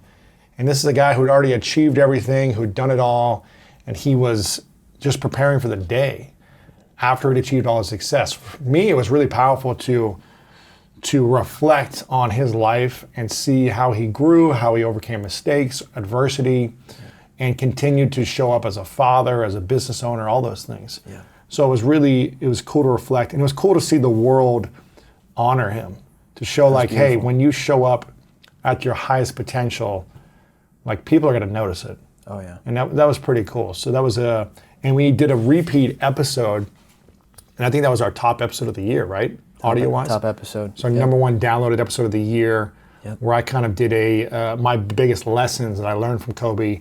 We shared the interview, and it really impacted people who were listening to it the first time or listening to it again. So if you haven't checked that out, make sure to check out the Kobe episode we did. And then the last big highlight, notable kind of highlight, is we doubled our team this year. You and I have been talking for years about, do we just hire contractors and agencies and keep it lean? Or do we really build a team in-house that is committed to a greater mission and a cause, who are all in invested on the same thing in collaboration all day long. And we decided to do that. So we've been hiring, we've been building the team. Some people left the team, new people have joined, and we're just all in on building this team to serve the mission. And that's what we've been focused on. So it's been a process. We're not the best at hiring, and we're figuring it out as we go, but it's been a lot of fun though. It's been fun, man. Learning how to do this. We've had some great people support us in, bridging the gap, speeding up the process. But I definitely firmly believe, and I know you do too, that it's going to be the individuals on this team working behind the scenes, continuing to put out incredible content to listen to watch, to read. Yeah. That's going to make the most impact rather than lean. You lean down too much. It's hard to scale and grow. You can have a lifestyle business and you can reach and impact a lot of people, but I feel like you can only go so far with the depth of the impact with a few people. Yeah. I think we had to learn that lesson too for ourselves we a little bit, before we went all in on building the team, full-time investing in that thing, investing in the office, back to this space, and investing in the future. Be thinking 10, 20, 30 legacy brand far out versus, all right, how do we just focus on this year, maybe next, We did that for many years, and we went to an event last year, Darren Hardy's event, which was a great experience. High Performance Forum, Yeah, 2-day in-person experience. And I mean, there's 100 people in the room, business leaders making anywhere between 10 million and 500 million in the room. So it was cool to hear them all talk about the only way you can really scale is to build a team. You can't scale more projects and more things and more content with less people. Right. I don't know. I mean, maybe there's some softwares and solutions that a smaller team could optimize, but I think to truly create a national or global business brand, you've got to build your team. We're going to go all in on team. I definitely have already felt that it's supported us with taking the next step. Even the last 5 years, I felt we've been in crawl, stage. Now we're starting to walk. Yes. And start jogging a little bit. That's right. And then running, hopefully. Hopefully not 8-day challenge running. Exactly. Yeah. So we doubled our team this year. We also partnered with an incredible podcast network, Wondery, which is I think the top 3 or 4 networks in the world now. Yeah, they've been great partners. Which is amazing. So they have some of the biggest shows. They've got a great team. They've really supported us in growth with all aspects of the audio side of the podcast. So having the team has helped us, because before it was a lot of me and you just trying to do everything. Too many things. Right. As opposed to me and you and each person on the team focusing on what is their unique skill set. Because I should be doing less of everything else and more of only the things that I should be doing. Same thing with you and every Lean person into on your the team. strengths, your superpowers. Leaning into it. Yeah. So that's what we're learning. It's obviously, it takes time to find the right people. Someone might come on, then they might leave within a few months. There's going to be things like that. There's going to be an onboarding process of training people. It takes time to bring people on. It takes money. It takes an investment in your business. But when you look at things from the long-term minded, it's always going to be a better way to go. And something that we found out is making sure we find people who fit the culture. I was just about to say that. I was Culture. hoping you're going to say that, yes. Culture is key. Even on our team call this morning, multiple members, one specifically called out the fact that this is such a different environment that we create, that you create, a safe space, a family environment. Even though we're growing, I mean, our team is now at the stage where we're in, double digits, whereas when I started in 2015, we were 5, 6 of us? Yeah. Including you in the head count. It's really inspiring to hear that, the culture that we're starting to create internally is actually winning out for our team, and it's making an impact in their lives, because that, for me, is everything. It's like, let's practice what we preach. Exactly. Let's do the things that we talk about on the show. And it's, the thing that I've been trying to focus on the most is, and I hear this from a lot of other business owners who have bigger teams, they keep saying culture is key. Like, you can train skills, you can teach people things that they need to learn, but having the right growth mindset, having the right attitude, and the right effort is what you need to look for in building a team. Because if one person is lazy, or one person has a bad attitude, or one person is closed-minded, it starts to infect and affect every other member of the team Definitely that they're affects associating everybody. with. So we have continually said, listen, if you want to be closed-minded, if you want to have a bad attitude, we support you somewhere else. But if you want to be here, you've got to have a positive attitude. You've got to be encouraging and supportive of the team. You got to bring the effort, Right. And be growth-minded, be open-minded. Right. You know, you don't have to agree with everything, but you can just be open-minded and exploratory. Yeah. So that's been the top highlights of 2020 and things to reflect on of 2020. I want to go into the top 10 lessons. This is fun. I'm excited here. Yeah, lessons. I mean, it's definitely fun to reflect. I mean, we had some incredible stuff happen this year. Huge stuff. I mean, I feel like a lot of people ask me, how are you doing during this year? And I feel like I've been preparing for this type of a moment for a decade. So I felt prepared. I felt ready to the best of my ability. And I felt that way because I had you on my team together where we were on the same side. And we were both prepared. I think if I would have been running this business alone, it'd have been a lot harder because you got to manage a lot of moving parts and stresses. So having the right people on your team who are also prepared is big, and making sure people are up to the level of your vision. But the number one lesson is health is the most important. We saw so many people getting sick this year, so many people unhealthy who attracted COVID and got COVID. Unfortunately, a lot of deaths this year. It's tragic. A lot of people just sick in general. Not only physically sick, but emotionally, mentally sick, and not healthy in general in their life. Yeah. You said this a lot to me. You said, ultimately, if you just start to uncloud your mind as to what the most important things are in your life, it really gets rooted in one thing. Health. If you're unhealthy, you're unhappy, that becomes your focus. You have to get out of that place.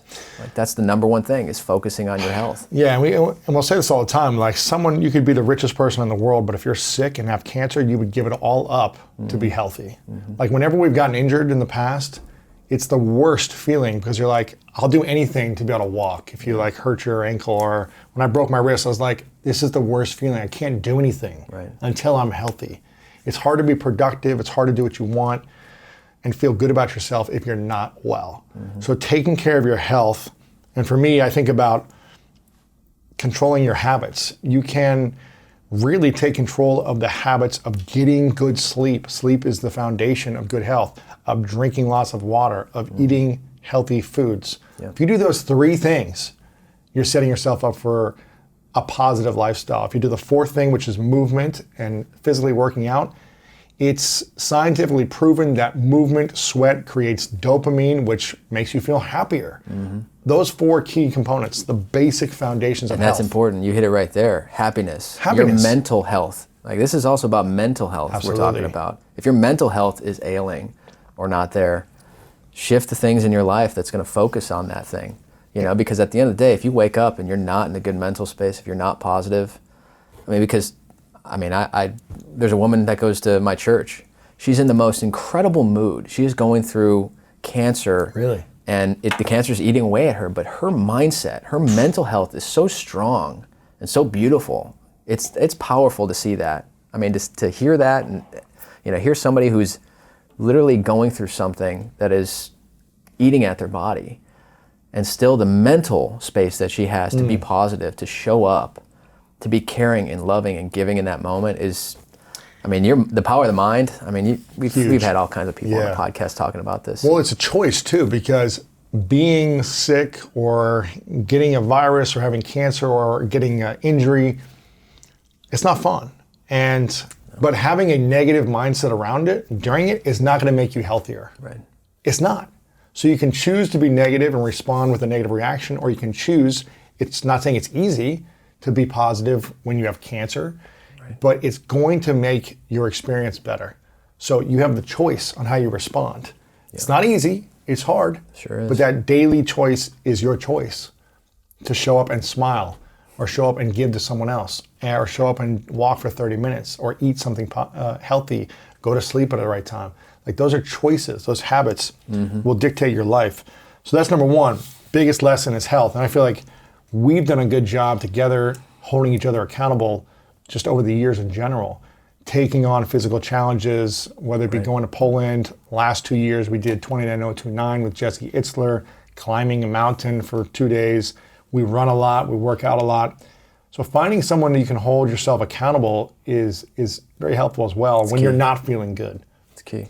Yeah. So focus on and you health. can push yourself a lot harder than you ever thought. Way harder. Sometimes we do it too much. I mean, I gotta go back to the 8 days of greatness. I know. I freaking break my ankles almost.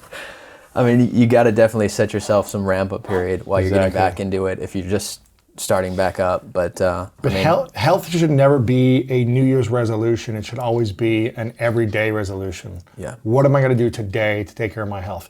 And that might be give yourself a break for one day. That doesn't mean you have to be CrossFit training every single day, but it's what are the decisions that are going to support my health every single day? Don't make this a New Year's Eve thing. Make this an everyday part of wellness your and life. fitness. Have you ever finished a workout and said, I wish I didn't do that? For me, Never. I always tell myself. Unless I got injured, but yeah. Oh, right. I mean, for sure. But other than that, Do it better. Do it smarter next time, right? You always feel better. You definitely feel better. Second big lesson, 2020. We went to Fiji for a private mastermind last year with Tony Robbins and Dean Graziosi.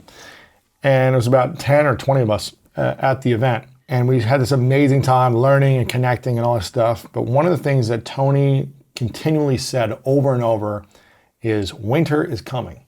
Prepare for winter.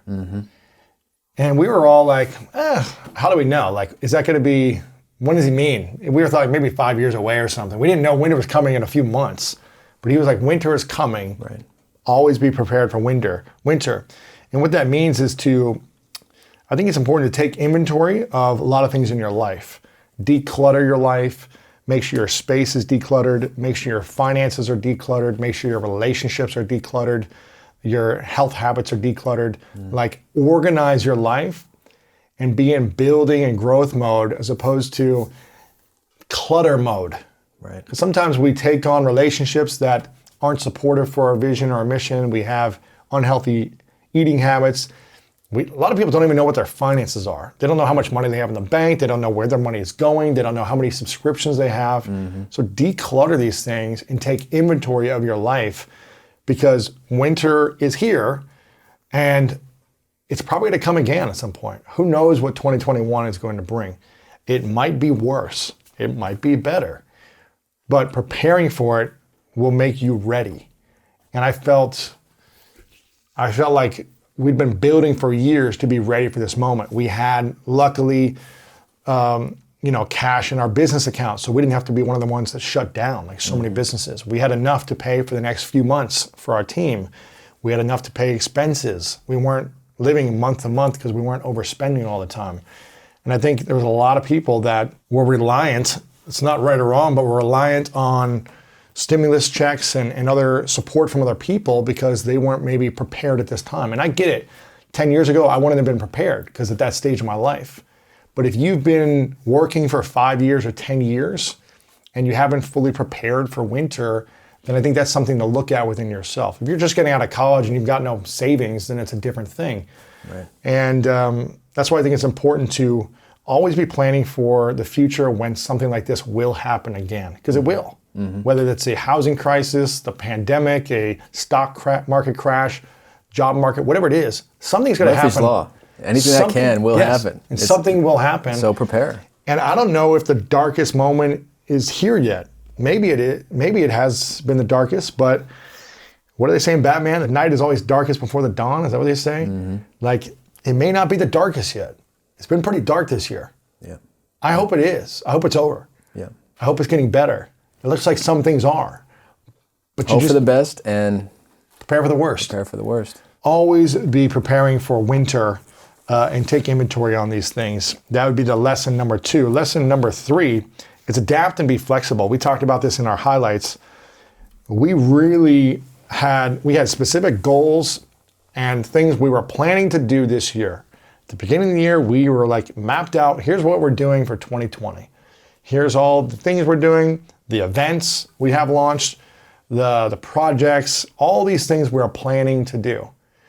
And pretty much all of it went away. And then insert any crazy meme you've seen over the past 8 months. Exactly. Yeah, exactly. Throw the paper out. Gone. Yeah. All your plans that you had in your mind. I mean, we had so many people come in here who are friends that were speakers, full-time speakers, made their living, made millions every year off of speaking in front of big events. Yeah. And they had to cancel their entire... Gone. Every speech done. Zero. All their income gone. Zero. For for a year, 2 years, 3 years, who knows? Yeah. The lesson is to adapt and be flexible. The ones who are not adaptive and flexible are the ones that start to slowly go backwards. And we, luckily, again, we shifted. You know, Matt and I really came together and we're like, what can we do to shift? How can we take action now? Not wait and see what happens. If this is what's going to happen, how do we take action now? So you've got to be willing to be flexible and adapt. And don't close yourself off. The one thing I remember you did during that time, you reached out to your network. Yeah. What are you doing? Let's talk. Let's trade information. Collaborate. Discuss. I mean, I have to say that was really powerful to see you just reach out to your network. And you know, obviously, I was doing as much diligence as I could on my end, but find out what others are doing and how you can actually handle a situation like this and adapt and grow from it for the positive. Yeah, we had this office and we were planning everyone to be here, and then we said, okay, everyone go home. So it's like we invested in a space. Yeah. Everyone's home now. We weren't able to build the in-person culture that we wanted to after 7 years of being virtual. Now we had just hired someone, and a week in, 1 week, boom, see ya. Go work from home. Yep. So it's hard to build the culture and the community and the connection virtually, but we had to adapt and be flexible. We had to create other ways to do it. It's not perfect, but we're constantly trying to improve that. So that's something you got to be thinking about always. And that's important in your life and relationships. You know, I had to adapt and be flexible in my relationship. It was a lot more challenging in certain ways for personal relationships, things like that. So adapt and be flexible is number 3. Number 4, emotional agility and really embracing change, because this kind of goes hand in hand with adapting flexible. We had Susan David on, I think 3 or 4 years ago, who wrote a book called Emotional Agility. And this is such a powerful skill set. I think if everyone had the superpower of emotional agility, we would all be better human beings. Because some of us are so reactive on our emotions. We don't have any agility. If someone triggers us, we react. We get offended, we get defensive. And that does not support our growth. This does not support people coming together. It's what hurts relationships. It's what causes harm in the world.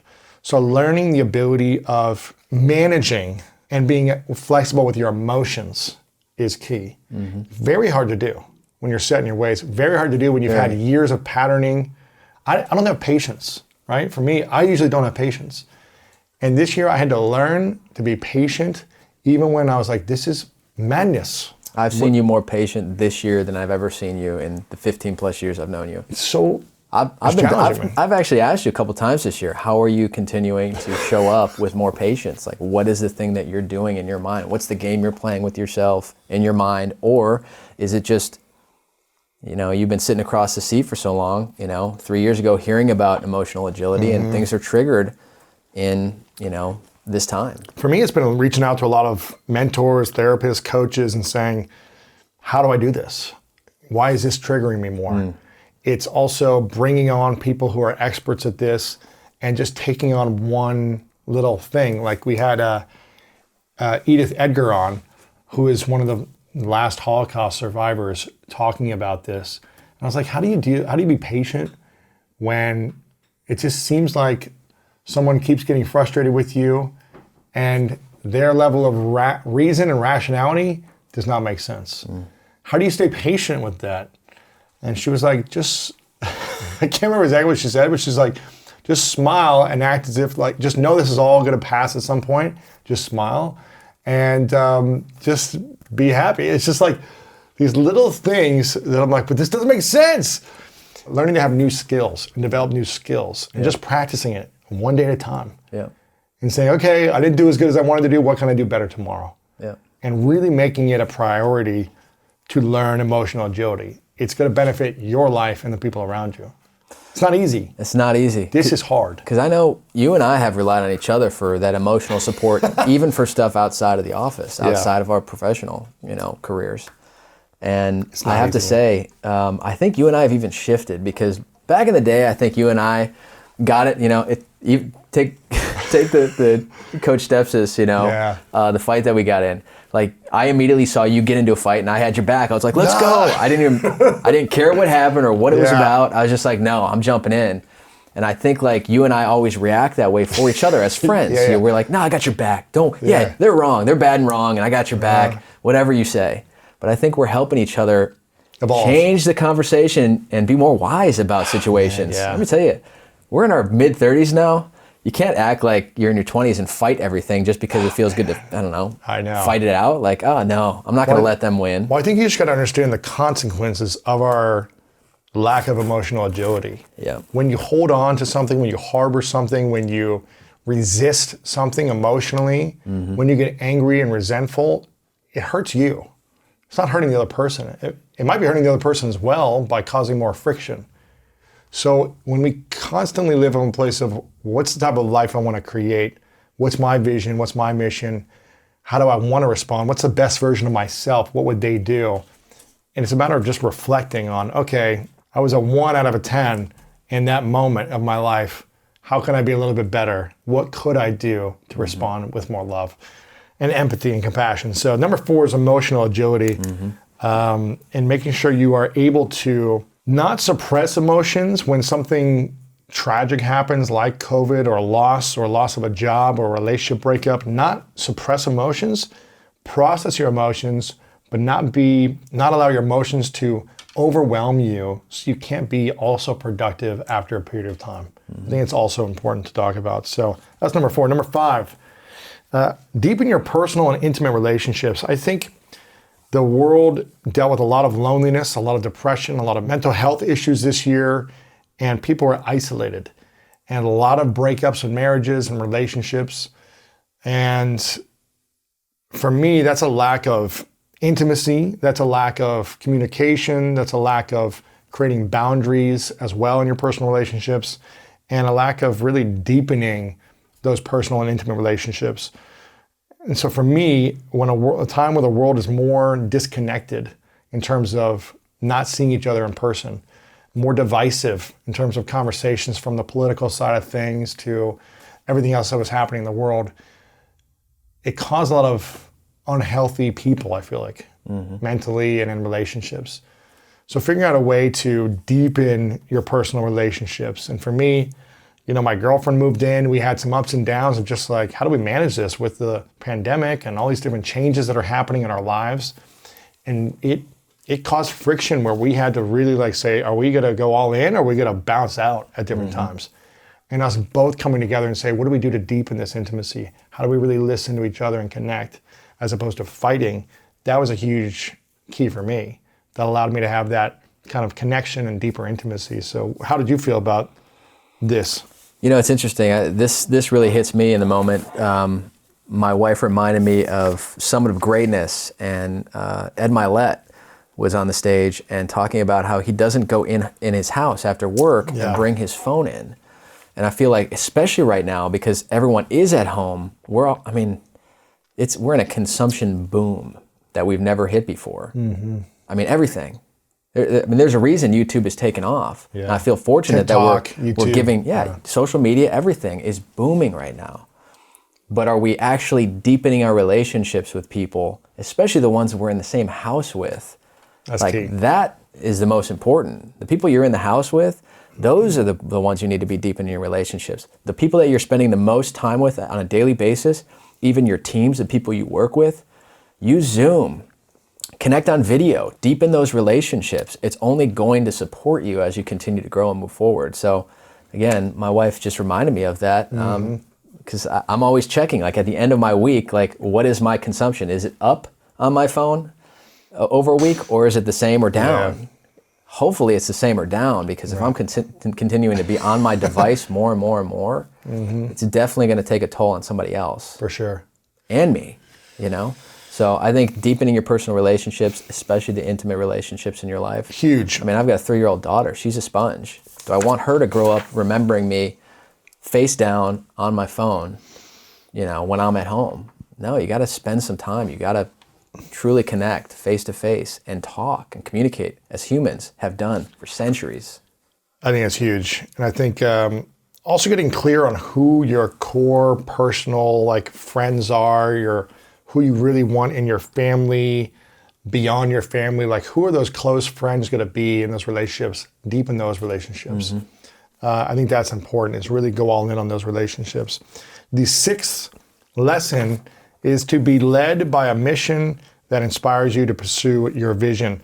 And someone messaged me this morning and saying, Lewis, what gets you motivated to wake up every morning and be excited about life? And I was just like, my mission. I think when you're not clear on your mission or your vision, what you're working towards, you may not be excited to get up in the morning because you're like, oh, what am I doing? What's my purpose? What's my mission? What am I at least trying to do at this season of my life, for these next 6 months or this year? Do I have any goals? What am I really valuing in my life? And so for me, we're just really clear on our mission. And I'll just share our mission and our vision, which is our mission is to inspire humanity to live greater, love deeper, and leave a legacy. And our vision is to be the number one place to seek inspiration and make a positive impact on 100 million lives weekly. And we do that through our show. We do that through our books, our courses, our trainings, and things like that, our events and other media. But getting clear on that, and that's why we talk about people getting clear on their mission statement, whether it's a personal mission statement, a career mission statement, a business mission statement, whatever it may be, a relationship statement. What's your mission statement in the intimate relationship you're in, with your family, with your health? Getting clear on this, and we've developed practices for greatness coaching to walk you through all these things if you apply there. But this is really key, and it's not hard for me to get up in the morning, because we're clear. It's a true north. You're not lost without a true north. I mean, you're going to get lost. Yeah, and I think it's important for you to create some core values for yourself, whether that's 3, 5, 10 values. Just think about, what are those values that I want to live by, that I want to be in support of with my life. So being led by a mission that inspires you to pursue your vision. If people lose a career, they lose a relationship, it's getting back to that, well, was this part of my mission or vision? If not, let me figure out what it is and start working towards it. And listen, this is our mission, but we've had this for 8 years and we haven't accomplished the mission. We're getting closer, but we haven't accomplished it. So you don't have to look at this like, if I don't achieve my mission in a year or all my goals right away, it's okay. That's why it's important to have micro goals along the way. Every month, every quarter, every year, think about how can you create goals that support your mission and your vision. And that's really important. Anything you want to add there? I mean, you said it. I mean, our mission is the thing that we're committed to daily, and our vision is where we want to be. It's in the future. It's like, what is that goal we're trying to hit? But our mission is our true north right now. So we never lose sight of that. Yeah. And I think, in life, that's also something, I mean, it's that saying, be on a mission, don't be a missionary. It allows you to also say no to the people in your life that maybe are pulling you away from your mission. It allows you to hold true to those core values, What's a missionary? What's the difference between being on a mission and being a missionary?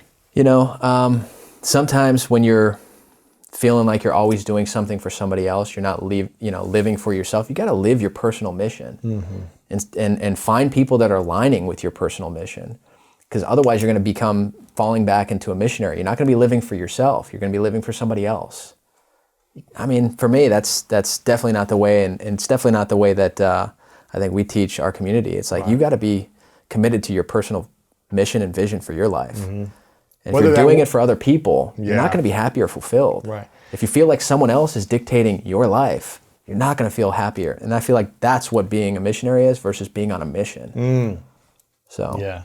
And whether that's you're in our entrepreneurial community and you're launching something yourself, or whether that's finding a team to be a part of that supports your personal mission, that allows you to impact people in that specific way with your skill set, your talents. I think that's what it means. So that's number 6, be led by a mission that inspires you to pursue your vision. Number 7, build your team, mentors, and personal advisors. This is something I've been talking about, personal advisory board, for almost 13 years now. As I transitioned from football into life after football, and was using LinkedIn, I started reaching out to personal advisors who became part of this board of personal advisors. I didn't have a company. I was just like, I need people who are talented who can help me in my life. And I think that could be mentors, or it could be personal advisory board, or just a team of people that you collect, whether it be friends and support of a team, whatever that might be for you. It could be family members as well, but finding a board of people to support you is huge. That's something I do in my personal life. That's something we do here at School of Greatness, is trying to recruit and find great people to build our team. But I think it's important. You can't do everything alone. You can't try to have all the answers yourself. It doesn't mean everyone else is going to have the answers for you. Also, you've got to make your own decisions, but it's always good to have people who have been there, who have done that you can learn from. So finding those people to support you will be key. That's number 7. Build your team, mentors, and personal advisory board. Number 8, keep an open mind and be compassionate. Do you want to talk about this one? I mean, look at this year. I mean, there's been so much that has happened. I will say that, I've definitely tried to keep our business and, show on a true north that we're not going to be, trying to get into the political conversation. But I think we've seen a very heated election. Man. And at the end of it, divisive isn't creating progress. Mm-mm. Compassion, we got to lead with compassion, lead with our hearts. So, I think then you go into social justice and a long overdue conversation that actually had to be had in a big way this year and continue to be had. I think it's pretty powerful. And I think people do need to keep an open mind. There's another idea out there that you haven't created yet in your mind. Be open to it. Yeah. Listen to it at the very least, I think one of the things that we love doing is having people on from different perspectives and different backgrounds, different cultures, different ideologies, different philosophies, and asking questions and listening. And sometimes we get, heat or negative comments sometimes because one person might have a belief. They might have 99 beliefs that fit someone, but then they have one belief that doesn't fit a listener or a viewer of ours. And then they say, hey, I didn't like this person that you had on because they have this one idea that doesn't resonate with me. And I think I can have compassion and empathy for those certain listeners who may not be as open to just listening to people and not saying what they're doing is right or wrong, good or bad, but just exploring and saying, okay, why are they thinking this way? Why do they have this belief? Why do they do these actions? So I think it's been powerful for us to bring on a broad range of individuals with different ideas to just learn more. And that's something that we're going to continue to do, is keep bringing on new people, different perspectives, to see what we can learn. And it may not be popular all the time. It may be uncomfortable at times for some people, but I think it's powerful to at least have the conversations. Yeah, you talk about growth mindset and leaning into the things you're uncomfortable with, whether it's you in your personal life or in your business. I mean, lean into those conversations, have those conversations. If you're not having those conversations, it's not going to get any easier. It's not going to get easier. So be of growth mindset. Be willing to hear another person speak about something that you may not agree with. Yeah. And I think it was cool. I mean, we learned a lot by having an open mind. I wasn't aware of how big sex trafficking was in the world until we had Tim Ballard on, and he really kind of opened our eyes by just asking questions and having different conversations. Again, it's something that I think a lot of people don't want to look at because it's really hard. Mm-hmm. But we had him on, and that video did over 1 million views pretty quickly within a few days, and exposed people to a new idea that might be happening in their backyard. We think, sex trafficking is happening in another country somewhere, but it's happening in the USA, it's happening in every country. Right. And just being willing to have someone on to share information and statistics and how big this actually is, an idea like sex trafficking was powerful for our community to learn about that. Right. Doing that with the people from talking about social justice. We do this on education, a lot of different things we're trying to tap into to learn about and have an open mind about, just so we can try to learn more about how we can be better. And I think that's really cool, is having an open mind in your life when you're meeting new people who maybe don't have the same background, that don't look like you, that don't talk like you, being open-minded about people that you meet in your life. And really being compassionate for people. I've always noticed you've always had a curious mind on many, many, many topics. And you know me, sometimes I'll just focus on, you look at my Audible, it's like a lot of business books. And I think the podcast has been incredible for me to also just tap into like just the abundance of what you can talk about and have different conversations about in life. It's not just one thing. It's not just focusing just on business, just relationships, just on health and fitness and wellness. It's on all things. So I think your curious mind is always, a testament to you has always been really powerful for me to see you be willing to have conversations. I mean, I definitely didn't want to lean into having a conversation or talk about sex trafficking. I got a 3-year-old daughter. It's something that terrifies me. So I closed myself off to even thinking about it until you had Tim on the show.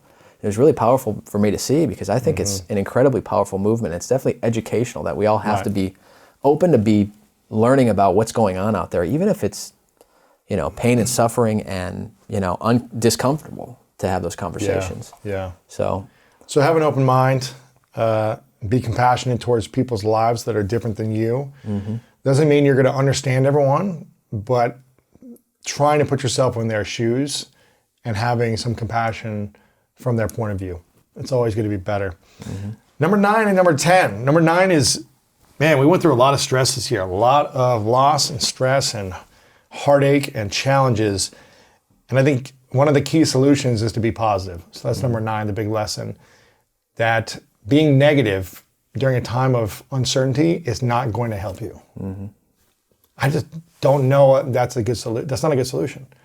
Being positive will make you feel better, will make the people around you feel better, will make you feel happier. We make better decisions from a place of love and positivity than a place of fear and anger and stress. We do. So be positive. It's hard. And I'm not saying you have to be this fake positive person every day when something tragic happens. That's not real. That's not authentic. Feel the range of emotions. Go through what you need to go through. Grieve. Be frustrated. Be angry. Be upset. Be hurt. Be sad. That's okay. It's all good things to feel.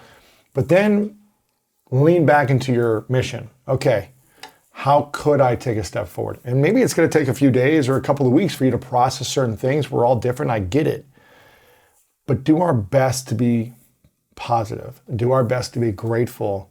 Even in the worst of times, what can you find that's something to be grateful for? How could you be grateful in a moment of extreme pain if you had to be? It's even shift in language, Lewis. I mean, we talk about it, with some of our team and ourselves, It's like, I have to do this. What do you tell me? You don't have to do it. You get to do it. Yeah. And then go beyond that. You don't just get to do it. You're blessed to do it. You're blessed to do it because you have a place to go to work right now when 30 million people are unemployed, because your body is healthy. You're blessed to go work out today because a lot of people can't go work out today. Yeah. You're blessed to do certain things because we have so many opportunities. But sometimes we can lose sight of our perspective on life, or just see the challenges or the overwhelm is so all-consuming that it's hard to take a breath and see how good we have it sometimes. Even when it's stressed, even when things aren't going well, even when we're scared about the business, like there's always something good in the challenge. Yeah. It's a practice to find gratitude and be positive during those times. It's not about being inauthentic and faking it. It's about saying, okay, I had a really challenging day. Everything went wrong. Yeah. But if I had to be grateful for something, what would I be grateful for? Yeah. If there was something, if I was forced to find gratitude, what would I be grateful for? Then we start to look at things with a different perspective. And that's all I'm trying to say. It's the practice. You said it right there. It's a practice. Practice being positive. I mean, Monday team calls. What do we start? Top of the call. Everybody shares. What are you grateful for? It's a practice. And sometimes it's hard to find what you're grateful for. How many years have we've been doing Monday team calls and sharing what we're grateful for years. Years and years and years. It's a practice. It's not I'm positive this month and next month I don't need to be. Yep. We do this all the time, what you're grateful for. So practice it, practice positivity and gratitude. And the 10th one, the 10th lesson of 2020, which was a crazy year for so many people, is to incorporate play.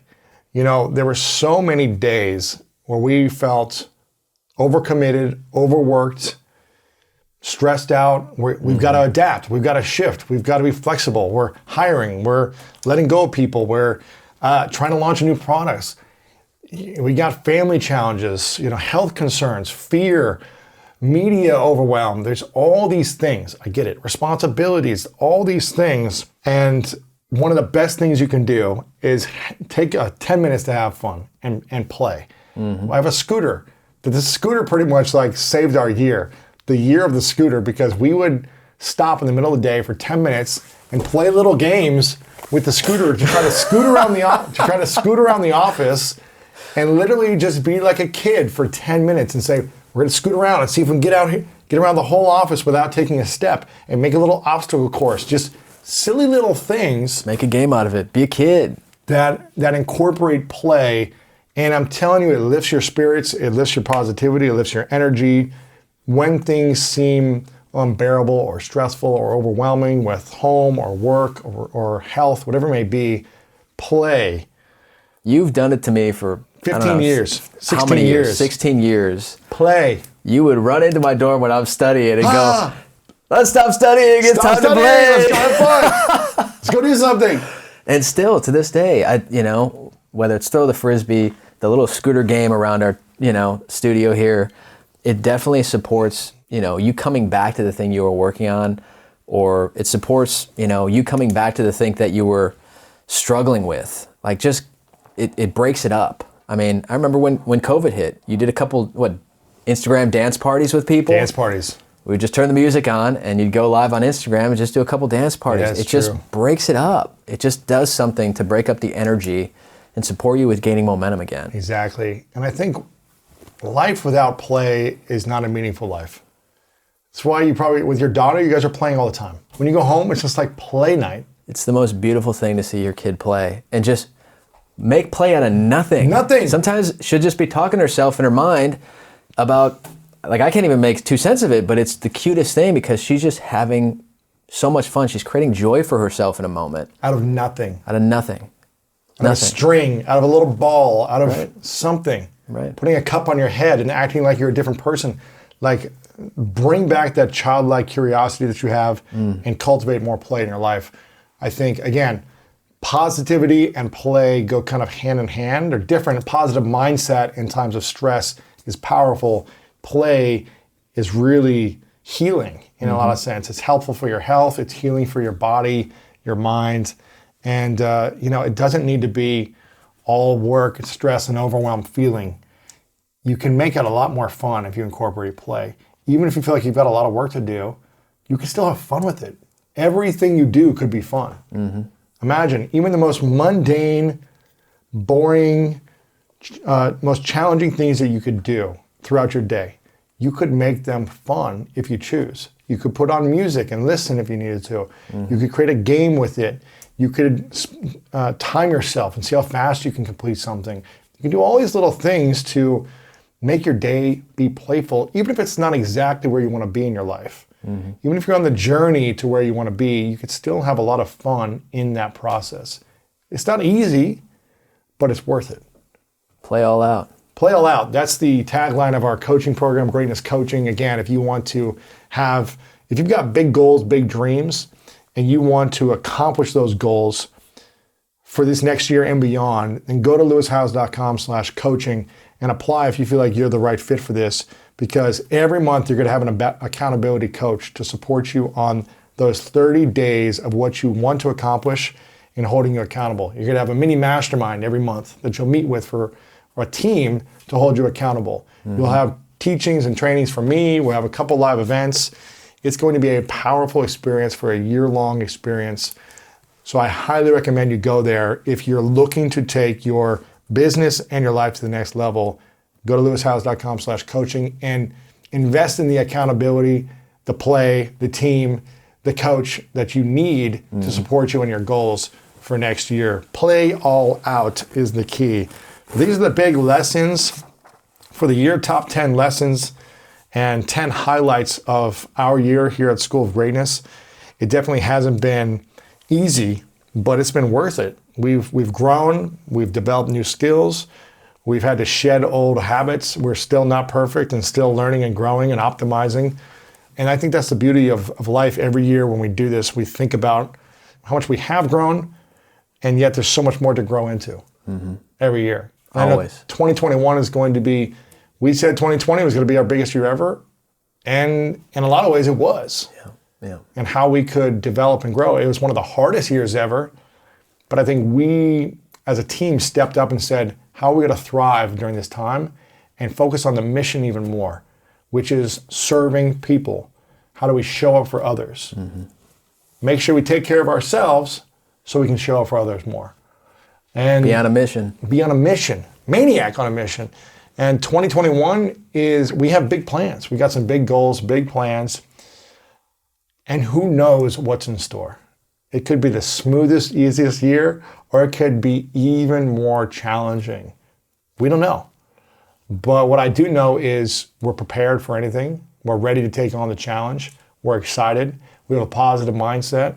We're going to have fun no matter what. Even if it's challenging, we're going to do our best to have fun. It could be the darkest dark, and we are going to have fun. We're going to do our best. We're going to do our We best. are going to have fun in our minds, in our hearts. That's it. That's all you can do. Can't take that away. I mean, Dr. Edith, I mean, come on. That was She's great. probably the most powerful episode I've heard on the School of Greatness. Talking about how she thrived in the Holocaust. I mean, no one's really thriving, but how she she had compassion for the guards who were killing her family. Gives me the goosebumps. That's crazy. Incredible. How can you have compassion for someone who killed your parents and essentially imprisoning you for over a year and treating you like less than animals? So for me, if someone like her can learn during the darkest time and find play and fun in a concentration camp when you don't know if you're going to die the next day, Right. that's another level. I don't know if I'm there yet, but it's another level of Growing every day. learning and compassion and growth. So 2020, we appreciate you for the lessons you've given us. We are grateful for coming out of this stronger and hopefully more skilled and prepared for future winters to come. We had some great relationships. We had some great times, some great content. This community on the School of Greatness has grown tremendously. I'm grateful for all of you who decided to come here and show up and listen or watch and educate yourself for how you can become better. I think that's been a beautiful thing, is the community stepping up, just seeing your emails, seeing your messages on social media.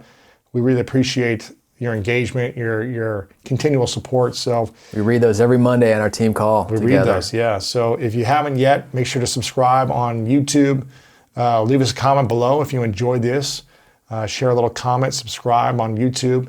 Also, subscribe on Apple Podcasts, Spotify. Leave a review. Those reviews really help us with our team. They help our show grow.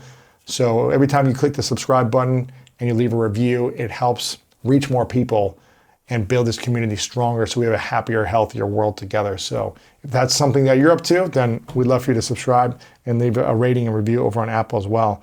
Other than that, any final words, Matt? I'll just acknowledge you for honestly being a big kid and coming with a curious mind. Yeah, having fun. I mean, it's a lot of fun to watch you ask those questions with anybody who's sitting across the table. I mean, it's really powerful.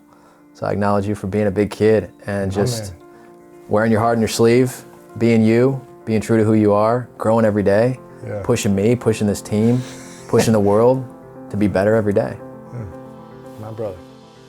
In the middle versus the side. I mean, it's bullshit. The same bullshit was happening then. These people are called flappers. They were irresponsible. But here's history and one thought. Good times create weak people. Weak people create